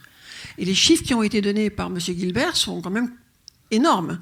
Parce que la question alimentaire, elle couvre l'essentiel de la consommation, on va dire, au sens large, énergétique mondiale. Tout le monde l'a oublié. On pense au transport, on pense à l'électricité, on pense au chauffage, mais on ne pense pas à ce qu'on mange et à ce qui nous nourrit tous les jours. Alors, est-ce que c'est une question... Ma question, moi, elle va être un petit peu très large et un peu difficile. C'est, est-ce que c'est totalement angoissant ou est-ce que c'est résolvable? Évidemment pas dans la demi-heure, pas à 3 ans. Mais est-ce que vous avez, vous, en tant que scientifique, et vous l'avez dit à la fin, que le monde scientifique, y compris mondial, ne s'est peut-être pas intéressé, ou ne s'intéresse peut-être pas encore suffisamment à ces questions-là. Peut-être encore trop dans un process segmenté. Et pour l'illustrer, je voudrais dire que moi, il y a 10 ans, j'avais demandé à ce que le monde agronomique français, Agropolis et d'autres, s'intéresse et produise un document de référence sur la question des sols. Eh bien, il y a 10 ans, les sols, c'était pas un sujet. 2 ans après, c'était devenu un sujet majeur. Et maintenant, tout le monde sait que les sols sont un sujet majeur. Donc on ne peut pas uniquement se dire ce serait bien que la recherche fasse ça, ou évidemment ils le font, parce que ce sont des êtres humains comme les autres, et qui sont pris dans des systèmes humains comme les autres. Alors pour répondre, je dirais que c'est une question qui est en haut de l'agenda depuis les mauvaises récoltes de 2007-2008. Donc ça fait un petit peu plus de 10 ans que ces questions sont en haut de l'agenda, sont traitées par le G20, par le G7, par l'agenda international. Et parce que la planète s'est fait peur avec les mauvaises récoltes de 2007-2008. Et donc, on s'est rendu compte de l'importance de l'alimentation, effectivement, que ce n'était pas acquis. Ce qui est quand même intéressant, c'est de voir que depuis 4-5 ans, les plus grandes revues scientifiques accueillent des articles sur ces questions, Nature, Science, etc., alors qu'avant, aucun article sur ces questions n'émergeait dans ces grandes revues scientifiques. Alors, il faut effectivement du temps, c'est une question qui a une dizaine d'années. Il y a un foisonnement extrêmement important et que, notamment autour des initiatives sociales, souvent à très petite échelle, liées à des approches assez solidaires ou voire alternatives, etc., etc. Et là, on voit émerger beaucoup de choses. On voit aussi le secteur de l'entreprise qui est très actif. J'ai vice-présidé Transfert LR pendant plusieurs années, donc l'agence de développement économique régional de l'ex-Languedoc-Roussillon. Et une grande partie des projets, des porteurs de projets, portent sur ces questions de comment faire face à ces enjeux, comment fournir des produits, des services, etc., qui soient plus respectueux de l'environnement, qui soient plus sains, etc. Donc, globalement, la société est en mouvement sur ces questions. Les pouvoirs publics, c'est évident, au niveau de la métropole, par exemple, au niveau de toutes les métropoles. De manière générale, d'ailleurs, les grandes agglomérations ont été les premières, les grandes agglomérations mondiales, ont été les premières à se saisir de cette question. Parce qu'elles se sentent quelque part très démunies. Elles ne produisent rien, ou très peu, et elles ont un très grand nombre d'habitants. Donc, ne serait-ce que pour ces raisons très simples, elles se sont préoccupées très tôt, là encore, il y a un peu plus d'une dizaine d'années, de ces questions. Donc, en gros, on peut dire que tous les acteurs de la société, tous les milieux, se saisissent maintenant de cette question, qui est une vraie question publique. Vous avez des bouquins sur la table là-bas autour de la collapsologie qui traitent de ces questions. Vous avez, etc. Je vous dis, quand fouillez la littérature grise sur Internet derrière biomimétisme et sécurité alimentaire, vous y passez 15 jours. Donc, il y a un foisonnement considérable derrière cette prise de conscience que j'ai rappelée ici avec des chiffres, c'est vrai, qui sont parfois un petit peu alarmants. Et si tout le monde fait son boulot, si la recherche fait son boulot, si les pouvoirs publics font leur boulot, si les industriels font leur boulot, les grands industriels sont très attentifs à ces questions. Ils savent que leur modèle économique ne sera plus viable dans 10 ans. Ils ont besoin de renouveler ce modèle économique. Ce n'est pas pour rien qu'ils ont été les premiers à sauter sur l'économie circulaire et mettre ça à l'agenda du Forum de Davos en 2015, etc. etc. Donc tous les acteurs de la société se saisissent de cette question. Donc il faut à minima leur faire confiance. Mais moi, le message que je veux passer, c'est qu'il y a énormément besoin de connaissances derrière. On ne fera pas ces transitions qui sont d'une complexité infinie sans une forte mobilisation de la recherche. Elle se mobilise. Elle est assez conservatrice, la recherche, donc elle met un peu de temps à se mobiliser sur ces questions. Mais elle se mobilise. Je vous remercie. Excusez-moi. Je vous remercie de cette conférence très intéressante où on a une vision assez globale des solutions, finalement, qui existent. Alors, j'ai une petite remarque. Vous avez bien fait de faire remarquer que la consommation bio n'est pas plus coûteuse, moi qui la pratique depuis de nombreuses années, que la consommation de l'agriculture conventionnelle, parce qu'effectivement, on ne gaspille plus. Et moi, j'achète du pain bio depuis des années, je ne jette jamais de pain. C'est quelque chose qui a disparu de mon existence. Bon. Et c'est dommage que les journalistes ne soient pas au courant, parce qu'on entend sans arrêt à la télévision que c'est fait, la nourriture biologique n'est pas fait pour tout le monde, c'est fait pour les riches, etc. Ça, c'est une grosse connerie, je suis désolé de le dire. Alors, deuxième chose, le vrai problème, moi, personnellement, je ne pense pas que ce soit les scientifiques, parce que, comme vous l'avez fait remarquer, il y a une somme énorme de publications, d'ouvrages sur les solutions. Vous avez parlé de Cradle to Cradle, ça date de longtemps, mais c'est toujours d'actualité. Ça, c'est l'économie circulaire pure et simple. Ce que vous avez dit au début, la nature ne fait pas de déchets. Et on peut très bien le rendre obligatoire, avec évidemment les... mais est-ce que le problème, ce n'est pas tout simplement les politiques? C'est ça, véritablement. Parce que les politiques, ils ont toujours peur, ils ont toujours dans la bouche les problèmes d'emploi. Vous-même, vous avez dit le recyclage, c'est très bien, parce qu'au moins, ça fait travailler les gens. Mais pourquoi faire travailler les gens? Le vrai problème, c'est une réflexion sur la nécessité du travail. Mais ce n'est pas du tout une utopie. Parce que, c'est un autre sujet, ça. Voilà. Alors, que l'homme ait besoin d'activité, on est d'accord, ça, je suis convaincu de ça. Moi-même, je travaille encore à mon âge. Mais je ne travaille pas, j'ai une activité. Voilà la différence. Et c'est le vrai sujet, parce qu'on a toujours peur de perdre. Alors évidemment, si on mobilise les citoyens pour ne plus manger de viande, c'est très bien, mais on va dire, que va-t-on faire des bouchers? Les bouchers, ils font autre chose. Voilà. Alors, il y a, pour répondre à la deuxième partie de votre intervention, j'ai failli mettre une slide là-dessus. Il y a au niveau de l'Europe une réflexion très avancée sur la façon dont on peut découpler le bien-être humain du PIB. Il y a tout un tas d'indicateurs qui sont proposés pour se substituer au PIB, qu'importe l'indicateur qu'on prend, que ce soit le développement humain, que ce soit le bien-être humain, que ce soit, il y en a une quinzaine d'indicateurs. Mais en tout cas, l'Europe a lancé beaucoup de réflexions, dont une à laquelle j'ai participé, sur les moyens de découpler le bien-être humain de l'extraction des ressources ou de la consommation de ressources, d'une part, et du PIB, d'autre part. Donc, et effectivement, là encore, les approches biomimétiques sont toujours mises en avant pour tendre vers une meilleure utilisation des ressources, avoir plus de bien-être, tout en n'ayant pas automatiquement augmenté le PIB. Donc, cette réflexion existe, mais là encore, elle est complexe. Et si elle est complexe, c'est que elle est encore plus pour les politiques. Il ne faut jamais l'oublier. Et les politiques devraient s'inspirer plus souvent des travaux qui sont menés à Bruxelles. Et on devrait dire, en ces périodes préélectorales d'élections européennes, que l'Europe est sans doute le lieu où on réfléchit le plus à toutes ces questions.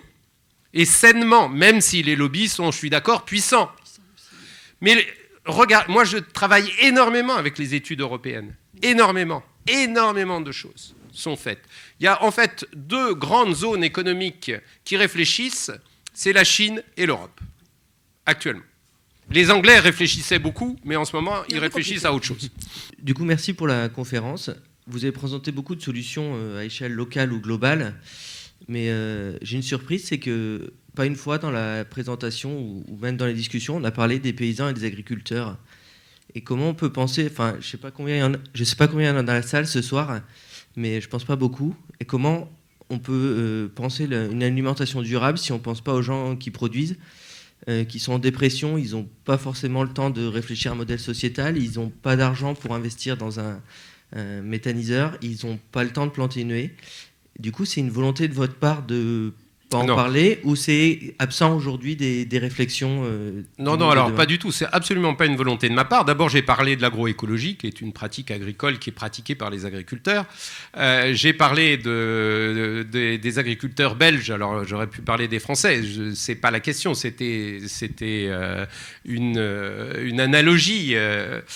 J'ai aussi parlé de la permaculture, etc. Non, il n'y a pas du tout de volonté. J'ai fait un panorama extrêmement large et j'ai essayé de parler de tout. Je n'ai pas non plus parlé de l'industrie alimentaire. Pourtant, je suis moi-même spécialiste des sciences de l'aliment et je n'ai pas parlé particulièrement de l'industrie alimentaire, pas plus que de l'agriculture. Donc, j'ai essayé de faire un panorama aussi large que possible. En 1 heure, c'est difficile.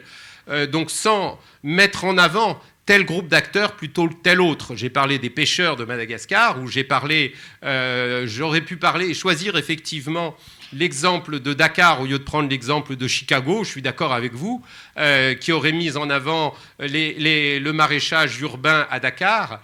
Bon, mais je voulais aussi parler d'une symbiose. Voilà. Donc il n'y a aucune volonté de ne pas parler des agriculteurs. Les agriculteurs, bien évidemment, font partie de la solution. Et les agriculteurs sont aussi... C'est aussi une question délicate et pour laquelle ce n'est pas toujours facile d'aborder cette question. C'est qu'à l'heure actuelle, c'est certaines pratiques agricoles qui sont favorisées et qui sont montrées du doigt comme étant, nous conduisant dans le mur. Donc je ne veux pas rentrer dans ce débat. Donc je n'ai pas du tout cherché à écarter les agriculteurs du débat. C'est une information très générale. J'ai essayé plutôt de parler de tout. Si l'on produit de façon autonome ou locale, avez-vous une idée de la réaction des lobbies industriels ?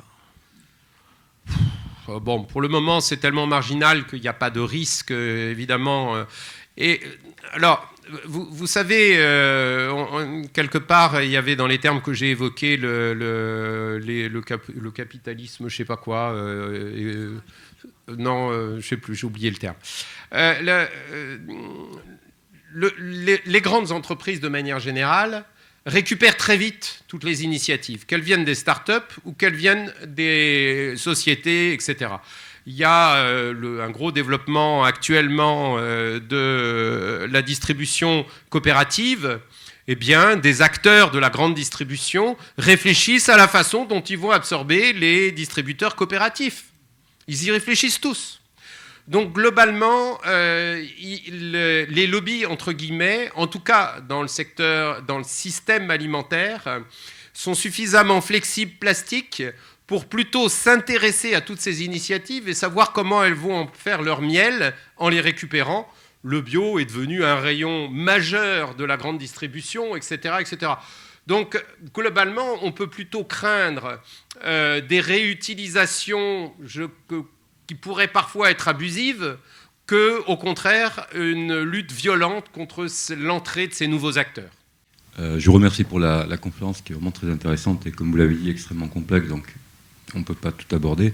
Mais moi, ce que j'ai quand même retenu, c'est que vous dites dans l'introduction que l'empreinte environnementale de la consommation alimentaire est phénoménale. Et finalement, sur cette empreinte environnementale, il y a quoi ? Il y a 20% qui sont éventuellement recyclables.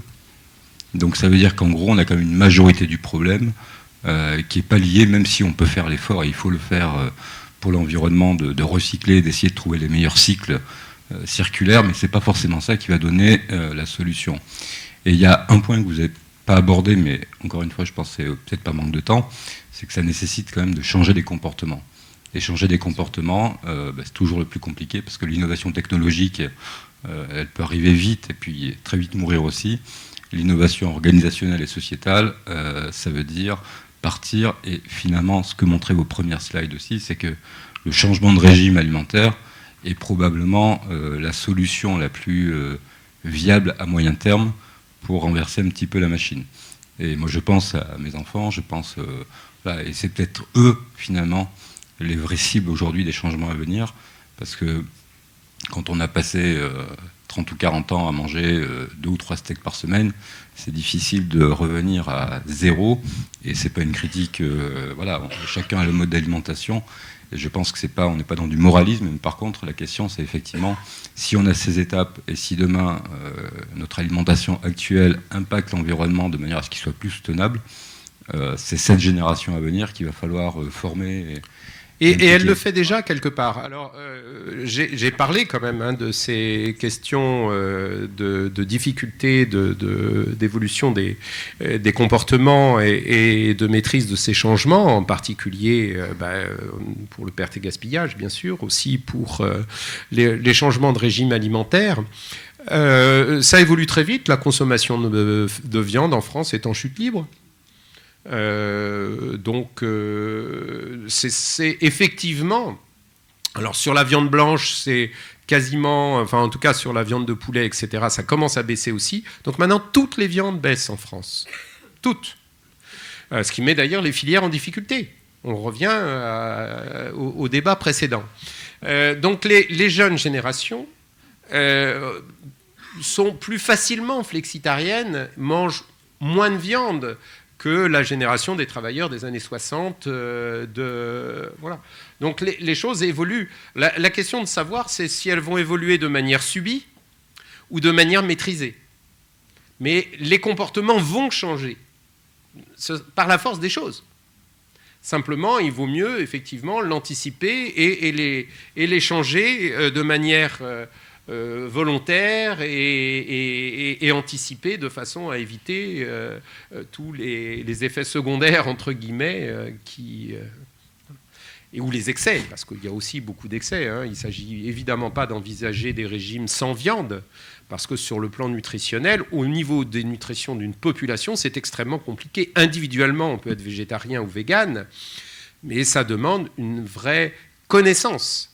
Il ne faut pas s'improviser végétarien, et surtout pas végane, du jour au lendemain. C'est extrêmement difficile. On s'habitue à tous les régimes. L'alimentation, ça relève plus de l'épigénétique que de la génétique. Ce qui veut dire qu'on peut, en quelques générations, changer totalement d'alimentation. Mais il faut quand même quelques générations. Et une génération qui est, entre guillemets, en symbiose avec son alimentation, elle a une belle espérance de vie. Ça peut être le régime crétois, ça peut être les Japonais, ça peut être les Esquimaux, ça peut être n'importe qui, du moment que...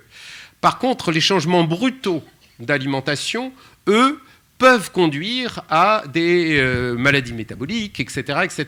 Donc, mais ça peut être aussi bien de consommer du jour au lendemain beaucoup de produits à base de soja qui contiennent des perturbateurs endocriniens, de fait, puisqu'il y a des phytoœstrogènes, ce sont des perturbateurs endocriniens. Nous, occidentaux, ne sommes pas habitués. Nos ancêtres n'en consommaient pas. Donc l'ANSES préconise dans ses recommandations de ne pas donner de produits à base de soja aux nourrissons et aux jeunes enfants. C'est une précaution absolument évidente. Donc on peut changer très vite nos habitudes alimentaires, mais il faut quand même prendre quelques générations. Donc globalement, on peut être positif, sauf qu'on voit que c'est quelque part une course contre le temps. L'ensemble des évolutions qu'on a évoquées, dans les solutions, entre guillemets, ne sont pas des évolutions à court terme, parce qu'elles déstabilisent l'agriculture, elles déstabilisent l'industrie alimentaire, elles déstabilisent le consommateur, elles déstabilisent les pouvoirs publics, elles déstabilisent l'ensemble du système. Et tout ça, ça va prendre du temps à se mettre en place. Donc c'est juste plus une course contre le temps qu'une course contre les solutions, et c'est donc une course contre le temps, une course contre l'acquisition de connaissances. Il va falloir aller assez vite. Oui, et le partage des connaissances par tout le monde, comme ce qu'on fait là, la discussion avec tout le monde, pour donner du savoir à tout le monde sur ces sujets-là. Parce que la seule solution contre la peur et le repli sur soi, c'est la connaissance. Le repli sur soi, il faut quand même, nos sociétés occidentales, il y a une part, l'obésité par exemple, les maladies métaboliques qui sont en pleine explosion, elles sont en partie dues à la sédentarité et en partie dues à des régimes alimentaires qui ont quand même pas mal changé. Et actuellement, ce que disait le professeur Gilbert, c'est qu'on a une tendance à l'inversion. De plus en plus, on consomme, et vous le voyez à la télévision, dans les recettes qui sont proposées, des légumes feuilles. Les légumes feuilles avaient disparu de l'alimentation dans les années 70. À peu près, à part les choux et les salades. Et maintenant, il y a plein de choses qui reviennent. Moi, par exemple, quand je cuisine, je ne jette pas les fans de radis, ni les fans de carottes. J'en fais de la soupe. Alors là, il y a un rôle important joué par les associations notamment, qui réapprennent, surtout dans les milieux défavorisés, à l'usage effectivement des restes, des coproduits, etc. Et les associations sont souvent très très actives dans les supermarchés, dans les quartiers, sur ces questions d'alimentation. C'est vrai qu'il y a un enjeu important derrière tout ça et qu'on aurait pu évoquer, c'est donc l'agriculture d'une part et l'évolution des pratiques agricoles, et ça ne va pas être facile, mais c'est aussi la reconversion des industries. Quelqu'un, je crois, sur Internet évoquait la grande agro-industrie qui, c'est vrai, est prise entre guillemets entre deux feux. Le court terme où on cherche à vendre des produits produits les plus appétants possibles. Donc ça veut dire avec très gras, beaucoup de réactions de Maillard, de brunissement type viennoiserie, croûte de pain, rôti, etc. Beaucoup de sucre. Voilà, donc tout ça, c'est globalement les facteurs d'appétence les plus connus pour les humains. Et donc, eh bien, vous avez des aliments qui sont le concentré de ces facteurs d'appétence. C'est les fast-foods, c'est le Nutella, c'est tous ces trucs-là. Mais toute la difficulté, c'est qu'est-ce qu'on fait avec ces aliments-là? Alors, il y a eu la taxe Coca, on peut imaginer un petit peu les taxer. Ce serait plutôt à l'envers. Comment est-ce qu'on peut favoriser les modes de consommation de production, transformation, consommation plus vertueux? Enfin, c'est tout un débat sur lequel là, je ne suis pas compétent pour savoir comment politiquement aborder le sujet pour accélérer les comportements les plus vertueux et au contraire ralentir ceux qui sont le moins vertueux. Mais moi, je voudrais quand même rajouter quelque chose. On n'est pas si nul quand même, parce que, par exemple, ici, dans cette région, qui était une région agricole viticole, et qui a alimenté la France en vin depuis le milieu du 19e jusqu'il n'y a pas si longtemps. Or, par exemple, la sidérurgie du Nord et les mines du Nord, les ouvriers étaient payés avec un peu d'argent, mais beaucoup de calories. Et les calories, c'était 2 litres de vin par jour, gratuit. Bon, ça a fait la richesse du Midi, ça fait le maintenu des pauvres dans la pauvreté. Mais à l'époque, c'était une évidence. Mon grand-père, il avait s'il n'y avait pas le litre de vin sur la table pour manger, c'était un scandale, quoi. Il buvait. Non, mais aujourd'hui, en l'espace de quelques années, de quelques générations, on l'a appris hier, les Français ne sont plus les premiers consommateurs de vin au monde. Ce sont les Portugais. J'ai découvert ça avec stupeur, mais 41 ou 51 litres par an et par habitant, c'est énorme. Hein. Donc, et nous, je crois qu'on est passé en dessous de 50. Donc, les comportements alimentaires changent, mais il faut une prophylaxie, une politique publique puissante pour que les gens l'entendent. J'aime pas bien l'exemple parce que l'alcool est de très loin le composé le plus cancérigène et le plus dangereux de toute notre alimentation. Et en la matière, Agnès Buzyn a parfaitement raison. Et malheureusement, Emmanuel Macron et le ministre de l'Agriculture, dont j'ai oublié le nom, ont aussi complètement tort. La dangerosité ou la toxicité d'un constituant d'un aliment, c'est l'exposition multipliée par la dose. Et l'alcool est de très loin. Après, on peut chipoter sur le dioxyde de titane. Mais alors, ne parlons pas d'alcool. Mais on ne parlait pas d'alcool, je parlais de vin. Et ne favorisons pas. Et alors, quand j'entends les politiques favoriser l'alcool, dans un débat sur la santé, l'alimentation, ça me hérisse toujours un petit peu. Mais je ne vois pas le rapport. Moi, je parlais du vin. Non, mais le vin, la consommation par habitant de vin en France a été divisée dans des proportions considérables en 3 générations. C'est un fait. C'est pas encore assez. Non, c'est un autre débat. Mais ne confondons pas vin et alcool. Personne ne se pose la question de la bière. La bière, il s'ouvre partout des petites raffineries, des petites distilleries de bière. Et dans la région, il y en a plein. Hein. Il y en a plein, il y en a même sur l'agglomération de Montpellier. Des microbrasseries qui vendent très bien et du très bon d'ailleurs, la très bonne bière. La bière, l'impact écologique sur les paysages, il n'y en a quasiment pas. Le houblon, alors que l'impact de la vigne est considérable. Donc, le problème, excusez-moi professeur, mais à force d'attaquer le vin, on attaque nos paysages, alors qu'en fait, et nos agriculteurs, alors qu'en fait, en pratique, les Français ont compris le message, le vin, c'est un plaisir, c'est pas un aliment. Alors que nos jeunes, pour la bière, ne l'ont pas compris.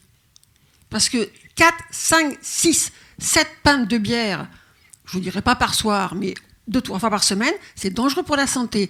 Et sans parler des alcools forts. La consommation de bière diminue en France. Mais pas chez les jeunes.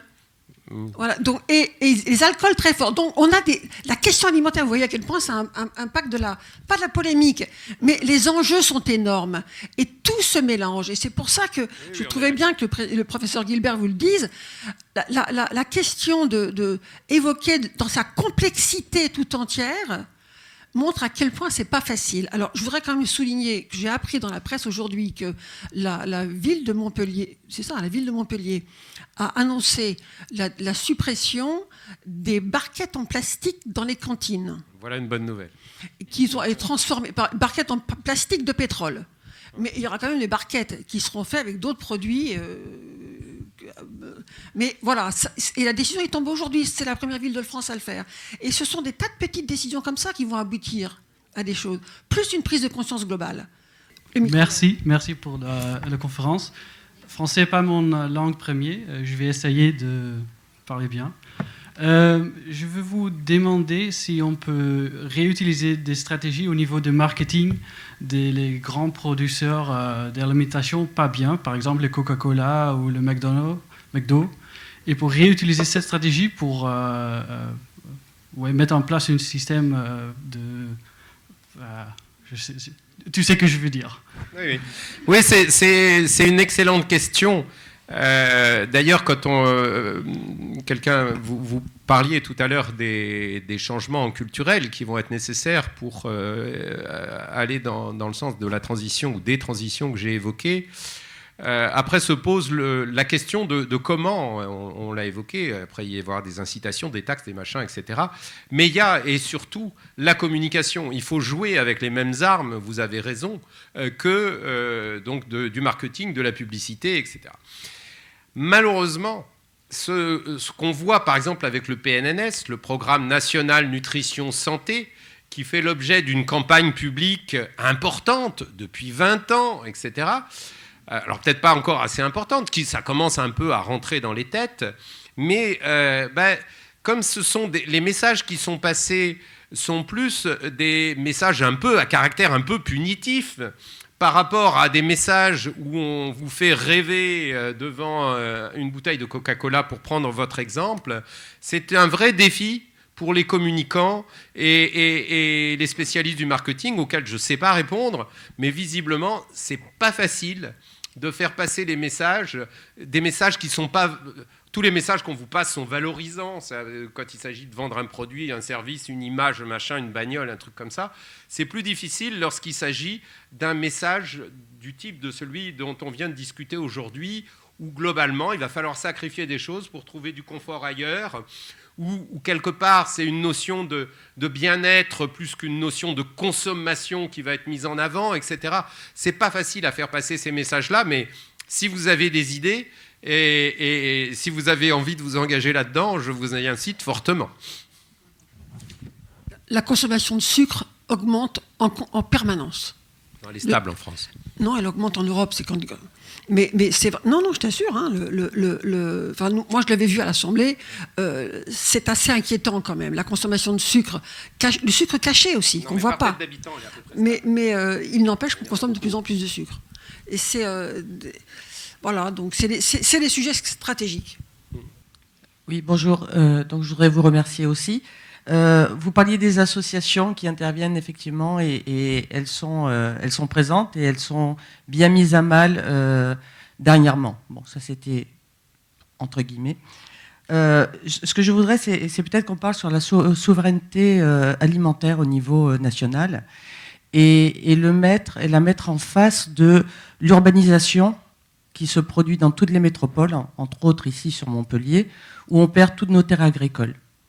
Voilà. Donc forcément, les villes s'agrandissent, les terres agricoles disparaissent, et les produits que l'on va retrouver sur le marché, ce sont des produits qui viennent de très loin. Donc augmentation au niveau des transports et j'en passe. Voilà. Alors je ne répondrai pas à la première partie de la question parce que je ne sais pas répondre. Par contre, j'ai peut-être une information intéressante. L'INRA a fait une étude prospective appelée Agrimonde, que je vous incite à regarder, mais entre autres, et qui conduit très simplement à la conclusion qu'on ne peut pas nourrir la population mondiale sans accroître les échanges.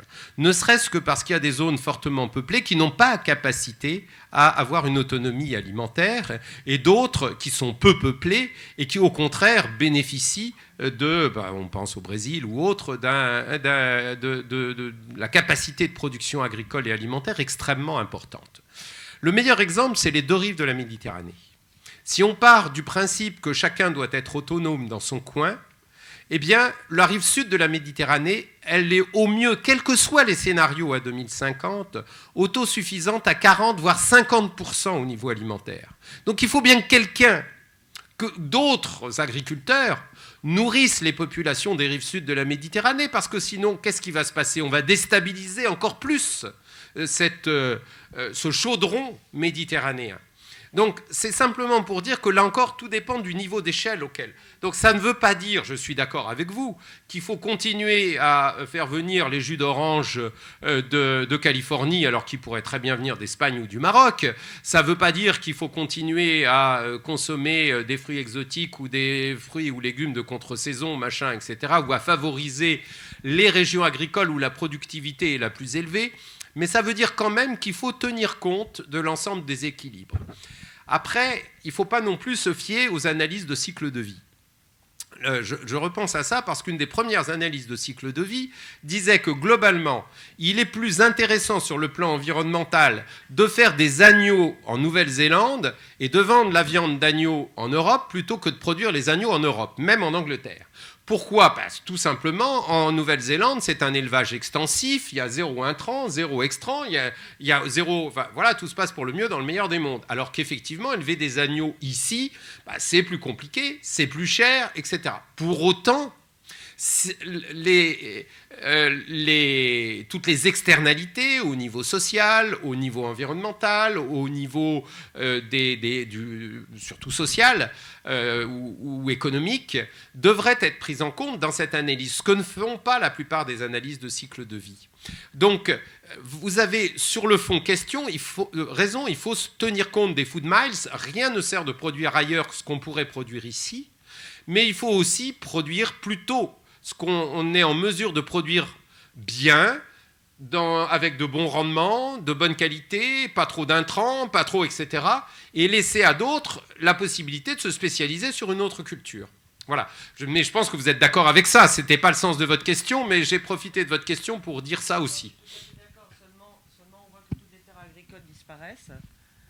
Et que nous, autour de la métropole, eh bien, tout est en train de disparaître. Il faut se battre pour avoir le parc Clémenceau pendant 10 ans. Le parc Montcalm est en train de disparaître aussi en grande partie avec des choses. On a à part Moguio, Latte et quelques petits coins comme ça où on a encore des maraîchers, ça disparaît complètement. Donc c'est bien au détriment de l'alimentation, de l'agriculture et une alimentation de proximité. Et en même temps, on va avoir un développement urbain qui s'intensifie et qui produit un mal-vivre. Et donc, forcément, il va y avoir les McDo, Saint-Clément-la-Rivière, vous avez là Decathlon qui va s'installer alors que ce sont des terres agricoles, voilà, et qui sont des terres riches. Donc voilà, ça. Et là, c'est les politiques. Et c'est les politiques de proximité. Je vous entends, hein, mais il me semble que les gens, actuellement, ils veulent vivre en ville. Donc ils viennent. Alors, pas dans toutes les villes, et c'est la grande question des métropoles, des petites villes, etc. On est bien d'accord. Mais on ne peut pas dire aux gens, les barrières se ferment et vous ne venez plus habiter Montpellier ou Bordeaux. ou pas. Donc c'est une vraie question géopolitique. Mais fermer les barrières... on les ferme où? On les ferme à l'entrée de la ville, on met des octrois, on ferme les pays. C'est très délicat comme question. Mais il me semble que le SCOT, je ne sais pas s'il s'appelle le SCOT encore. Oui, je sais pas trop. Oui, le SCOT est en train d'être révisé là actuellement, il me semble, hein, et qu'il prévoit de conserver sur le territoire de la métropole 200 ou 300 hectares, ou 300, quelque chose comme ça, sur le territoire de la métropole. Pour l'instant, c'est une des seules de France quand même, hein, il me semble, à le faire. Donc, le monde change pas à pas. Et à un moment donné, c'est ce que j'évoquais tout à l'heure avec la décision que j'ai vue dans la presse aujourd'hui du maire de Montpellier d'annoncer la disparition des barquettes en plastique dans les écoles. La décision sur le SCOT de Montpellier de faire une réserve foncière avec des espaces agricoles et des espaces naturels calibrés en nombre, c'est connu, avec des négociations qui, je crois, Moi, je connais bien le président de la Chambre d'agriculture. Hein. Je sais qu'il a été très dur sur cette question-là, et il a exigé d'augmenter le nombre d'hectares. Et bon, ben voilà, c'est bien, et on avance. Il n'y a rien qui est prédéfini par avance, et il n'y a rien qui est fermé. Et je pense que dans le système qu'a évoqué Gilbert tout à l'heure, c'est cette idée que tous les scénarios sont possibles, mais qu'il faut s'en occuper. Et il faut être attentif, vigilant et déterminé. Mais ce n'est pas parce qu'on est attentif, vigilant et déterminé qu'on a raison, qu'on va gagner. Mais si on ne se bat pas, on n'aura rien. Et c'est comme ça qu'il faut raisonner. Et une démocratie, et je crois qu'on est dans une démocratie mature en France, le problème, c'est de quel côté elle va basculer. La maturité ne va pas tomber de quel côté. Et c'est une question qui n'est pas seulement environnementale ou écologique ou intellectuelle et morale, elle est actuellement très politique. En tout cas, si je reviens à ce que j'ai présenté, les interactions ville-campagne, ou entre le milieu rural et milieu plus ou moins urbain et artificialisé, sont centrales dans l'ensemble des scénarios que j'ai évoqués, que j'ai appelés donc globalisés, brise verte et brise altère. On a regardé de près cette question des relations ville-campagne. Je vous suis pour vous dire qu'elle est fondamentale. Et les systèmes en réseau semblent, avec une bonne interconnexion, semblent quand même permettre des interactions ouvertes, etc., entre les deux, éviter le ghetto avec la ville d'un côté, la campagne de l'autre. Bon, il y a une vraie réflexion à avoir là-dessus. En tout cas, le système alimentaire est très dépendant localisé, est très dépendant de ces interactions ville-campagne. Bonjour, moi je voudrais profiter de la présence de la mairie, enfin des représentants du maire, pour signaler que dans les lycées de Montpellier, en tout cas dans celui dans lequel j'enseigne, eh bien tous les jours à la cantine on propose de la viande. Et je trouve ça aberrant, puisque comme on disait, la transition se fera par nos enfants, que ça commence pas à l'école et qu'on éduque au fait qu'il est possible d'avoir un repas équilibré, sain, et sans viande, et qu'on puisse le faire, donc le présenter à la cantine si c'est pas fait dans les familles. Voilà. Et donc moi j'aimerais bien que la mairie pousse dans ce sens-là. Voilà. Je peux répondre. Voilà. Donc dans les lycées, la responsabilité incombe à la région.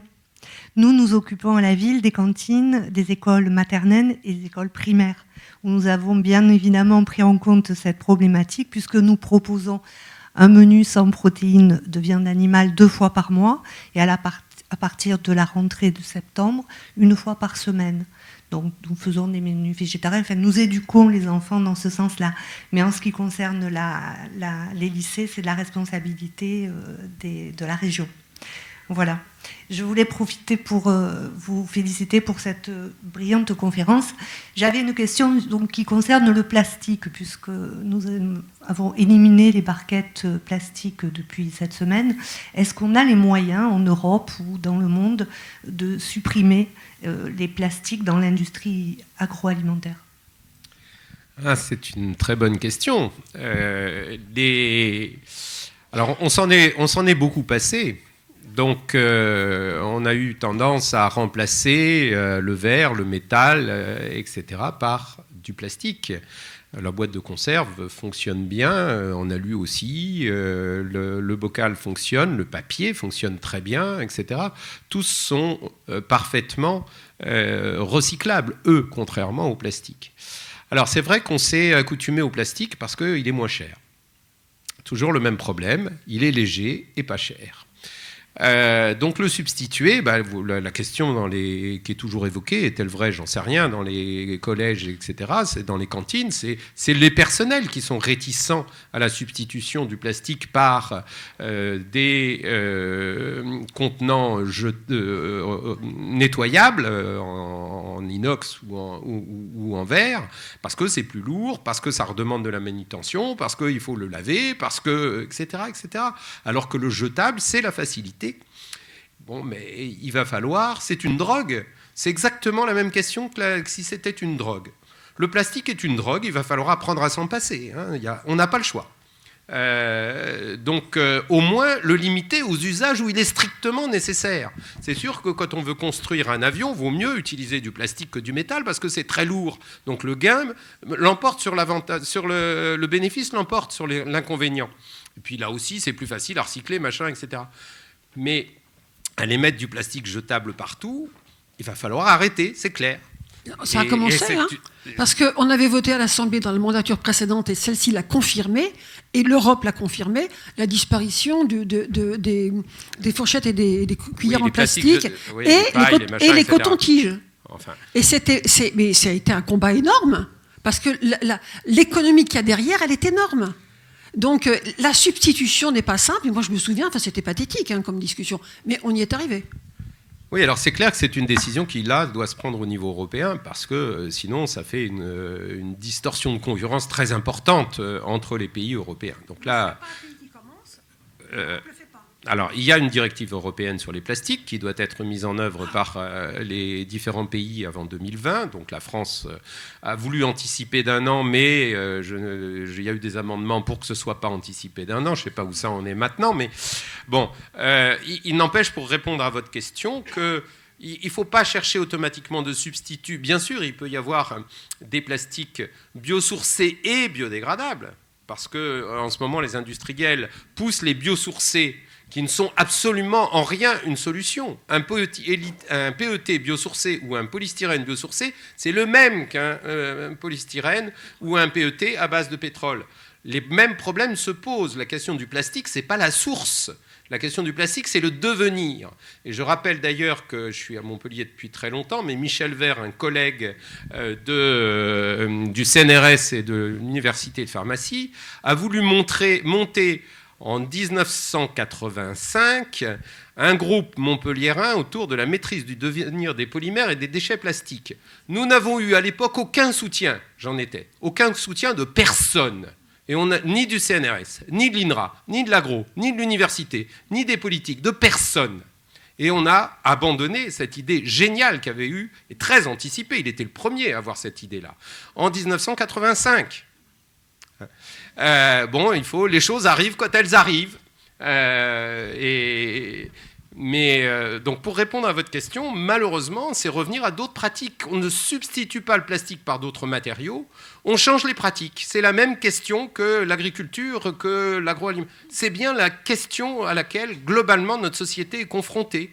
C'est qu'on cherche toujours des solutions de remplacement de quelque chose qui ne va pas. On remplace les phtalates par ou le biphénol A par un biphénol X qui provient d'une source naturelle mais dont on ne connaît absolument pas la toxicité, parce qu'on ne remet pas en cause globalement pourquoi on met du biphénol dans un plastique. Il faudrait tout simplement ne pas avoir de plastique, en tout cas pour cet usage. Donc c'est vraiment important. Je sais bien que ce n'est pas facile. C'est pas facile pour les politiques d'accompagner cette transition, parce que très vite ça leur retombe sur les doigts, et donc c'est extrêmement difficile de jongler avec ça, mais c'est votre métier. Donc moi je fais mon métier de chercheur, à vous de faire le vôtre de politique et de trouver les solutions. J'ai juste une petite question qui s'adresse plutôt à Mme Ledin sur les emballages. Je suis extrêmement sûr, ça concerne à moitié l'agriculture, ça concerne tout. Je suis extrêmement étonné qu'on continue à tolérer des suremballages dans tous les domaines. La pharmacie, vous achetez les yaourts, il y en a qui ont supprimé l'emballage carton, mais d'autres non, donc ils sont libres de faire ça. Pourquoi rend-on pas obligatoire, puisque c'est possible, la suppression de l'emballage en carton? Vous achetez de la vitamine C, bio ou pas, dans un magasin, dans une pharmacie, vous avez une boîte qui pourrait contenir 2 tubes et demi, mais il y en a juste 2, vous ouvrez le tube, il manque 3 comprimés. Ça ne devrait pas être toléré. Il suffirait d'une loi qui dise que le contenant doit égaler le contenu, sauf exception, bien évidemment. Et ça, pourquoi les politiques ne prennent pas ces dispositions toutes simples qui réduiraient les emballages peut-être de 20%, parce que c'est valable pour les lessives, etc. Voilà. Je ne peux pas vous répondre parce que je ne sais pas. Honnêtement, sur le fond, on ne peut pas penser à tout. Et des fois, vous êtes surpris qu'il faille une loi pour que ça change. Moi, il y a des choses qui me paraissaient évidentes, qui devaient changer. Et quand j'ai découvert qu'il fallait faire une loi, qu'il fallait qu'il y ait une loi ou un morceau de loi pour le faire. Donc on est dans un pays qui veut absolument tout coder et ne rien changer. Donc c'est compliqué. Au bout du compte, on finit par y arriver. Donc ce que vous dites, par exemple, les Belges, en matière de médicaments, les Belges, vous achetez les médicaments, ils vous donnent le nombre de pilules correspondant à la prescription. Et ça, c'est magique, quoi. On se demande vraiment pourquoi on n'arrive pas à le faire en France. Moi, je vous le dis. Donc effectivement, j'ai été député, mais je n'ai pas été député de tout, hein. Donc c'est des groupes de pression, des tas de machins. Pourquoi est-ce qu'on continue à fabriquer le Doliprane en Normandie? Ça coûterait beaucoup moins cher de le faire ailleurs. Mais on ne peut pas arrêter le Doliprane en Normandie. Ça fait quand même beaucoup d'emplois. 200, hein. C'est donc... ce sont des vraies questions de société qu'on aborde. Là, à travers l'exposé de la chaîne complète de valeurs qu'il y a autour de l'alimentation, on pourrait faire la même sur la santé, sur plein de choses, sur l'énergie. Mais l'alimentation, c'est tellement énorme dans le paysage. La question de l'emballage que vous posez est extrêmement juste. L'emballage, actuellement, c'est une sorte d'assurance tout risque. Et on prend ceinture, bretelles, on va rajouter, c'est assez récent, on va filmer les concombres, qu'est-ce qui s'est passé, tout ça parce qu'on gagne quelques jours, ça n'a aucun sens. On n'a jamais montré, par exemple, c'est quand même extrêmement important, on n'a jamais montré que l'augmentation de la durée de vie d'un aliment était corrélée avec la baisse de perte et gaspillage. Ça n'a jamais été démontré. Ce qui veut dire que quand on vous dit « Ah ben je rajoute ça, je filme mon concombre parce qu'il va se garder plus longtemps, il y aura moins de pertes et gaspillages. » Les pertes et gaspillages ont bon dos, c'est pas vrai. C'est juste parce qu'on a convaincu des acteurs que c'était mieux si on filmait, qu'effectivement les gens ne toucheraient pas le concombre avec les doigts, que je sais pas, etc. Donc cette prolifération de matériaux plastiques dont globalement les 4/5 sont totalement inutiles, et normalement, il faudrait que ce soit carrément les 90% qui sont totalement inutiles. Je ne sais pas comment on va arriver à les supprimer de notre environnement. Prenez un plateau repas quelque part. Un plateau repas, ça pèse plus en plastique parfois qu'en contenu alimentaire. On se demande où on est. Si on va au Japon, les plateaux repas sont soit biodégradables, soit nettoyables, ou etc. On n'a pas le droit d'avoir des plateaux repas en plastique. Point barre. Là, effectivement, c'est la loi. Et la culture peut-être aussi, hein, parce qu'il se consomme au Japon plus de 120 millions de plateaux repas par jour, je crois. Hein. C'est monstrueux, c'est la population quasiment. Hein. Comme il y a 2 repas par jour, mais ça veut dire que c'est un demi-plateau repas en moyenne par personne et par jour. C'est considérable. Eh bien, là-bas, il n'y a pas de question, il n'y a pas de suremballage plastique et tout, un plateau repas, mais c'est monstrueux. On fait de plus en plus de réunions de travail autour d'un plateau repas. C'est effarant, ce qu'on jette derrière ce plateau repas. C'est la même chose pour les médicaments, mais là... Mais je suis d'accord avec vous, hein, c'est une vraie question. Ceci étant dit, par exemple, vous allez en Allemagne... Enfin, moi, c'est un pays où je vais assez souvent. Je ne sais pas pour les autres pays européens, mais il n'y a pas de vendeurs de fruits et légumes en Allemagne où tout ne soit pas filmé. Parce qu'il y a une revendication hygiénique qu'en France, on n'a pas encore de manière hystérique. Mais ça peut venir. Donc, on n'aura plus de carottes ou de pommes de terre qu'on peut prendre comme ça. Et vous ne trouvez pas de carottes qui ne soient pas sous plastique en Allemagne. Ou de tomates.